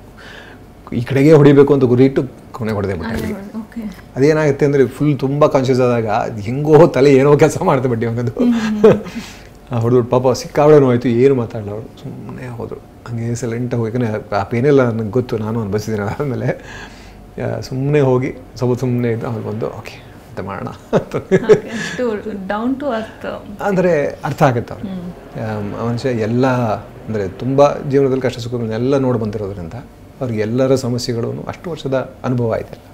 ಎಲ್ಲರ ಸಮಸ್ಯೆಗಳನ್ನು ಅರ್ಥ ಆಗುತ್ತೆ, ಎಲ್ಲರ ಕಷ್ಟಗಳು ಅರ್ಥ ಆಗುತ್ತೆ. ಈಗ ತಪ್ಪುಗಳು ನಡೆದಾಗ ಆ ತಪ್ಪುಗಳ ಹಿಂದಿನ ಇದನ್ನು ಇಂಟೆನ್ಷನ್ ಅರ್ಥ ಆಗುತ್ತೆ, ಯಾರು ಉದ್ದೇಶಪೂರ್ವಕವಾಗಿ ಮಾಡಿರಲ್ಲ ಅನ್ನೋದು ಗೊತ್ತಾಗುತ್ತಲ್ಲ. ಸೊ ಅದನ್ನೇ ಮನುಷ್ಯ ದೊಡ್ಡ ಮನುಷ್ಯ ಅಂತ ಹೆಂಗೆ ಆಗ್ತಾನೆ ಅಂತಂದರೆ ಅನುಭವಗಳು ತುಂಬ್ಕೊಳ್ತಾ.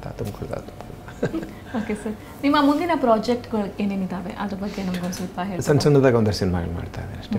ಒಂದು ಬ್ಲ್ಯಾಕ್ ಆ್ಯಂಡ್ ವೈಟ್ ಅಂತ ಒಂದು ಸಿನಿಮಾ, ಒಂದು ಚಿಕ್ಕ ಪ್ರೊಡಕ್ಷನ್ ಮಾಡಿದ್ವಿ, ಒಂದು ಕೋ ಪ್ರೊಡಕ್ಷನ್ ಥರ ಮಾಡ್ಕೊಂಡ್ವಿ. ಸುಮಾರು ಜನ ಅದರಲ್ಲಿ ನಾನು ಅದನ್ನು ಶೇರ್ ಆಫ್ ರಿಸ್ಕ್ ಅಂತ ಹೇಳ್ತೀನಿ, ರಿಸ್ಕ್ ತೊಗೊಂಡು ಬಂದರು.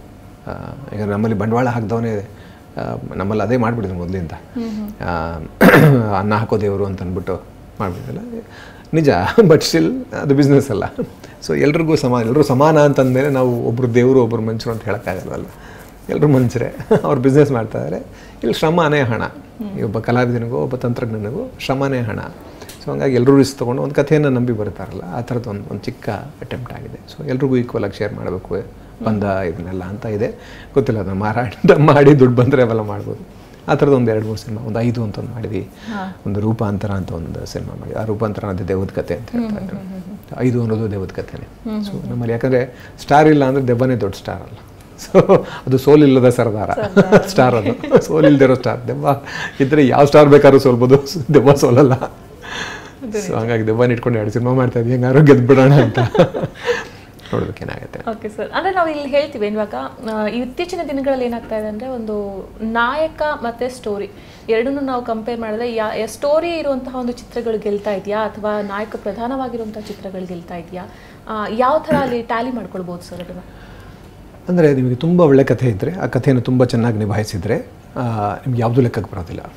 ಹಾಗಾಗಿ ಪುಟ್ಟ ಸಿನಿಮಾಗಳು ಸಡನ್ನಾಗಿ ನನಗೆ ಜ್ಞಾಪಕ ಬರ್ತಾ ಇರೋದು ಈಗ ಇದು ಸರ್ಕಾರಿ ಹಿರಿಯ ಪ್ರಾಥಮಿಕ ಕಿರಿಯನ ಡೌಟ್ ಬಂದ್ಬಿಡ್ತು ಈಗ. ಓಕೆ, ಸರ್ಕಾರಿ ಹಿರಿಯ ಪ್ರಾಥಮಿಕ ಶಾಲೆ ಅದು ಈಗ ಒಂದು ಮೊಟ್ಟೆ ಕತೆ.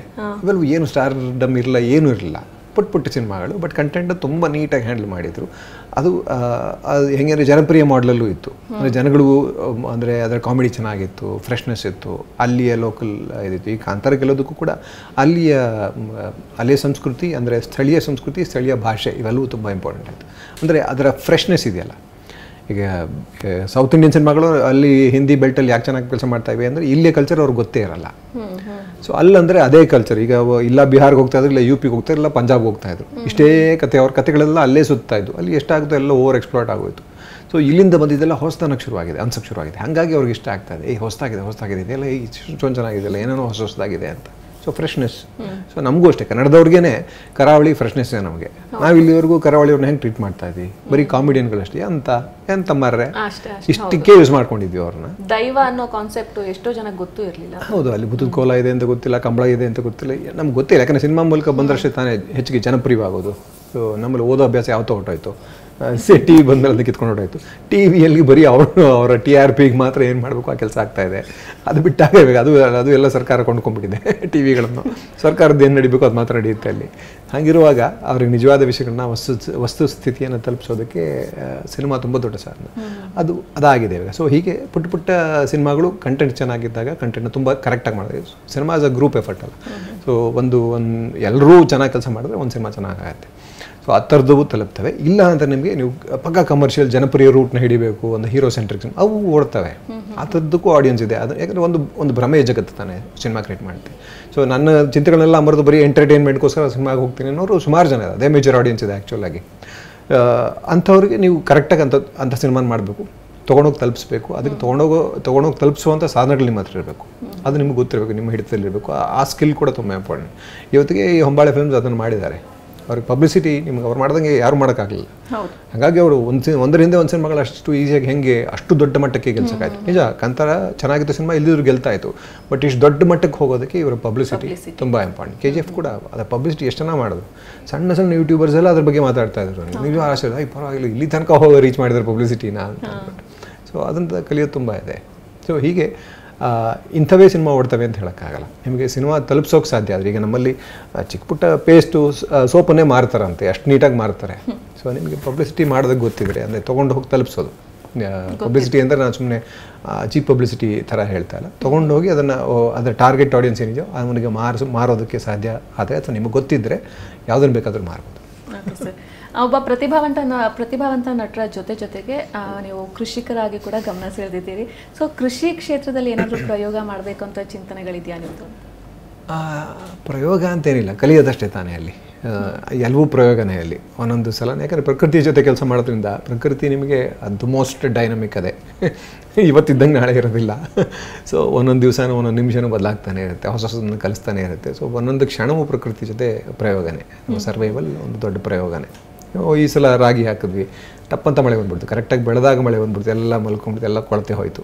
ಸರಿ, ಓಕೆ, ಇದಾಯ್ತಲ್ಲ, ಲೇಟ್ ಆಗಿರೋ ಪರವಾಗಿಲ್ಲ, ಈಗ ಹಾಕ್ಬೋಣ, ಮಳೆ ನಿಂತೋಯ್ತು. ಹಾಗೆ ಮತ್ತೆ ಬಂತು. ಸೊ ಸುಮ್ಮನೆ ಕೂತ್ಕೊಂಡಿರೋದಾದ್ರೆ ಸರಿ, ಮತ್ತೆ ಬಂದರೆ ಏನು ಮಾಡೋದು ಬೇಡ ಅಂತ ಮತ್ತೆ ಮಳೆ ಬರಲೇ ಇಲ್ಲ. ಸೊ ಹೀಗೆ ಅದಾಯ್ತು, ಒಂದು ಸುಮ್ಮನೆ ಎಕ್ಸಾಂಪಲ್ ಹೇಳಿದೆ ಅಷ್ಟೇ. ಸೊ ಪ್ರಕೃತಿ ಸುಮಾರು ಸರ್ಪ್ರೈಸ್ಗಳ ಒಂದು ದೊಡ್ಡ ಕಣಜ. ಅದ್ರ ಜೊತೆ ಏನು ಮಾಡಿದ್ರೂ ಪ್ರಯೋಗವೇ. ಸೊ ಕಂಟಿನ್ಯೂಸ್ ಆಗಿ ಪ್ರಯೋಗ ನಡೀತಾ ಇದೆ. ಪ್ರತಿಭಾವಂತ ನಟ ಅಂತೆಲ್ಲ ಹೇಳಿದ್ರಲ್ಲ, ಅದೆಲ್ಲ ಏನೂ ಇಲ್ಲ. ಒಬ್ಬ ನಟ ಅಷ್ಟೇ. ನಟರ ಟೈಪೇ ನಾವು ನಿಮ್ಮನ್ನ ನೋಡ್ತೀವಿ. ಹಾಗೆ ಇಲ್ಲ, ಕಥೆ ಹೇಗಿರುತ್ತೋ, ಪಾತ್ರ ಹೇಗಿರುತ್ತೋ ಹಾಗೆ ನಟ ಅಷ್ಟೇ. ಅವ್ನು ಬಳಕೆ ಆಗಬೇಕಲ್ಲ, ಅವನೊಬ್ಬ ಸಾಧನವಾಗಿ, ಅಂದರೆ ಫ್ಲೆಕ್ಸಿಬಲ್ ಸಾಧನವಾಗಿದ್ದಷ್ಟೇ ಸಾಕು ಅಂತ ನಾನು ತಿಳ್ಕೊಂಡೆ. ಸೊ ಹಾಗಾಗಿ ಫ್ಲೆಕ್ಸಿಬಲ್ ಆಗಿದ್ದೀನಿ, ಯಾವುದಕ್ಕೆ ಬಳಸ್ಕೊಂಡ್ರೆ ಹಂಗೆ ಬಳಕೆ ಆಗ್ತಾ ಇದ್ದೀನಿ. ಹಾಗಾಗಿ ಹಂಗೆ ಅನ್ಸುತ್ತೆ ಅಷ್ಟೇ. ಜೊತೆಗೆ ಒಳ್ಳೊಳ್ಳೆ ಸಿನಿಮಾಗಳು, ಒಳ್ಳೊಳ್ಳೆ ಕಥೆಗಳನ್ನ ಬರೆದ್ರು, ಒಳ್ಳೊಳ್ಳೆ ಪಾತ್ರಗಳನ್ನ ಬರೆದ್ರು ನಾನು ಆ್ಯಕ್ಟ್ ಮಾಡೋ ಟೈಮ್ನಲ್ಲಿ. ಹಾಗಾಗಿ ತಲುಪಿದ್ದೀನಿ ಅಷ್ಟೇ. ಓಕೆ ಸರ್, ನಿಮ್ಮ ಸಿನಿ ಜರ್ನಿ ಮತ್ತು ನಿಮ್ಮ ಪ್ರಾಜೆಕ್ಟ್ಗಳು, ನಿಮ್ಮ ಹೇಳಿಕೆಗಳು ಅವೆಲ್ಲವನ್ನ ಬದಿಗಿಟ್ಟು ನಿಮ್ಮ ಪರ್ಸ್ನಲ್ ಲೈಫಿಗೆ ಬಂದರೆ ನಿಮ್ಮ ಕುಟುಂಬದ ಬಗ್ಗೆ ಎಷ್ಟೋ ಜನರಿಗೆ ಗೊತ್ತಿಲ್ಲ. ಸೊ ಒಂದು ಸ್ವಲ್ಪ ನಿಮ್ಮ ಕುಟುಂಬದ ಪರಿಚಯ ಮಾಡಿಸ್ಕೊಡ್ಬೋದು? ಏನು ಗೊತ್ತಾಗಿ ಏನು ಮಾಡಬೇಕು ಅದೇ ಅಂದರೆ ಒಬ್ಬ ನಟ ಗೊತ್ತಿಲ್ಲ. ಅದೇ ಸಿನಿಮಾ ಅನ್ನೋದು ತುಂಬ ಪ್ರಭಾವಶಾಲಿ ಮಾಧ್ಯಮ, ಜೊತೆಗೆ ಇದೊಂದು ಭ್ರಮೆಯ ಮಾಧ್ಯಮ ಬೇರೆ ನಾವು ಸೃಷ್ಟಿ ಮಾಡಿರೋದ್ರಿಂದ ಅವ್ರ ಜೀವನಗಳ ಬಗ್ಗೆ ಒಂದಷ್ಟು ಕುತೂಹಲ. ಆ ಕುತೂಹಲ ಹಾಗೆ ಇದ್ರೆ ಬೆಟರ್ ಅನ್ಸುತ್ತಲ್ಲ. ಇಲ್ಲ, ಏನಿಲ್ಲ, ಸುಮಾರು ಕಡೆ ಹೇಳ್ಕೊಂಡ್ಬಿಟ್ಟಿದ್ದೀನಿ ಅಷ್ಟೇ. ಇಬ್ಬರು ಮಕ್ಕಳಿದ್ದಾರೆ, ಅವ್ರು ಓದ್ತಾ ಇದ್ದಾರೆ, ಅವ್ರ ಪಡೆಗೆ ಅವ್ರು ಓದ್ತಾ ಇದ್ದಾರೆ. ಒಬ್ಬಳು ಹೆಂಡ್ತಿ ಇದ್ದಾಳೆ. ಸೊ ಅವಳು ಬಾಡಿಗೆವಳದೇನೋ ಕೆಲಸ ಮಾಡಿ, ಅವಳು ಸಣ್ಣ ರೈತರ ಜೊತೆ ಕೆಲಸ ಮಾಡ್ತಾಳೆ. ಸಿ ಆಗಿದ್ಲು, ಅದನ್ನ ಬೇಡ ಅಂತ ಬಿಟ್ಟು ಸಣ್ಣ ರೈತರ ಜೊತೆ ಕೆಲಸ ಮಾಡ್ತಾಳೆ. ಈಗ ಒಂದು ಸ್ಟೋರ್ ನಡೆಸ್ತಾಳೆ. ಒಂದೆರಡು NGO ನಮ್ಮ ಹಳ್ಳಿಯಲ್ಲಿ, ಅಂದರೆ NGO ಎರಡು ಸ್ವಸಹಾಯ ಸಂಘಗಳು, ಮಹಿಳಾ ಸ್ವಸಹಾಯ ಸಂಘಗಳಿವೆ. ಅವರೆಲ್ಲರನ್ನೂ ಸೇರಿಸಿ ಒಂದು ಸ್ಟೋರ್ ಮಾಡಿ ಅದಕ್ಕೆ ಬ್ಯಾಕ್ ಆ್ಯಂಡ್ ಆ್ಯಕ್ಟಿವಿಟೀಸ್ ಎಲ್ಲ ಮಾಡ್ತಾ ಇದ್ದಾರೆ. ಒಂದಷ್ಟು ಕೆಲಸಗಳಾಗ್ತಾ ಇದೆ. ಸೊ ಇಷ್ಟೇ ಸರ್. ಇಷ್ಟೊತ್ತು ಒಂದು ನಮ್ಮ ಜೊತೆಗೆ ನಿಮ್ಮ ಒಂದು ಬ್ಯುಸಿ ಶೆಡ್ಯೂಲ್ನ ಬಿಡುವು ಮಾಡಿಕೊಂಡು ಟೈಮ್ ಸ್ಪೆಂಡ್ ಮಾಡಿದ್ದೀರಾ. ನಿಮ್ಮ ಸಿನಿ ಜರ್ನಿ ಬಗ್ಗೆ, ನಿಮ್ಮ ಒಂದಿಷ್ಟು ಹೇಳಿಕೆಗಳ ಬಗ್ಗೆ ನಮಗೆ ಕ್ಲಾರಿಫಿಕೇಶನ್ ಕೊಟ್ಟಿದ್ದೀರಾ. ತುಂಬ ಧನ್ಯವಾದ. ಧನ್ಯವಾದ. ಬ್ಯುಸಿ ಶೆಡ್ಯೂಲ್ ಏನಲ್ಲ, ಇದು ಕೆಲಸನೇ ಅಲ್ವಾ. ಕ್ಲಾರಿಫಿಕೇಶನ್ ಕೊಡ್ಬೇಕಲ್ಲ, ನೀವು ಹೇಳಿದ್ರೆ ಕ್ಲಾರಿಫಿಕೇಶನ್ ಕೊಡೋದು ಕೆಲಸವೇ ಇಲ್ಲ. ಮಾತಾಡಿದ್ಮೇಲೆ ಮಾಡಿದ್ದು ಮಹಾರಾಯ. ನೈಸ್, ಚೆನ್ನಾಗಿತ್ತು. Thank you so much. So ನೋಡಿದ್ರಲ್ಲ ವೀಕ್ಷಕರೇ, ಇದು ನಮ್ಮ ನಟ ಕಿಶೋರ್ ಅವರ ಮಾತುಗಳು. ಅವರ ಒಂದು ಸಿನಿ ಜರ್ನಿಗಳ ಬಗ್ಗೆ ಹೇಳಿದರು, ಅವರ ಹೇಳಿಕೆಗಳ ಬಗ್ಗೆ ಹೇಳಿದರು, ಫೈನಲಿ ಅವರ ಒಂದು ಕುಟುಂಬದ ಬಗ್ಗೆ ಕೂಡ ನಮಗೆ ಹೇಳಿದರು. ಇದೇ ರೀತಿಯಾದಂತಹ ಇಂಟ್ರೆಸ್ಟಿಂಗ್ ವಿಡಿಯೋಸ್ಗಳಿಗಾಗಿ ಪ್ರಜಾವಾಣಿನ ಸಬ್ಸ್ಕ್ರೈಬ್ ಮಾಡಿ.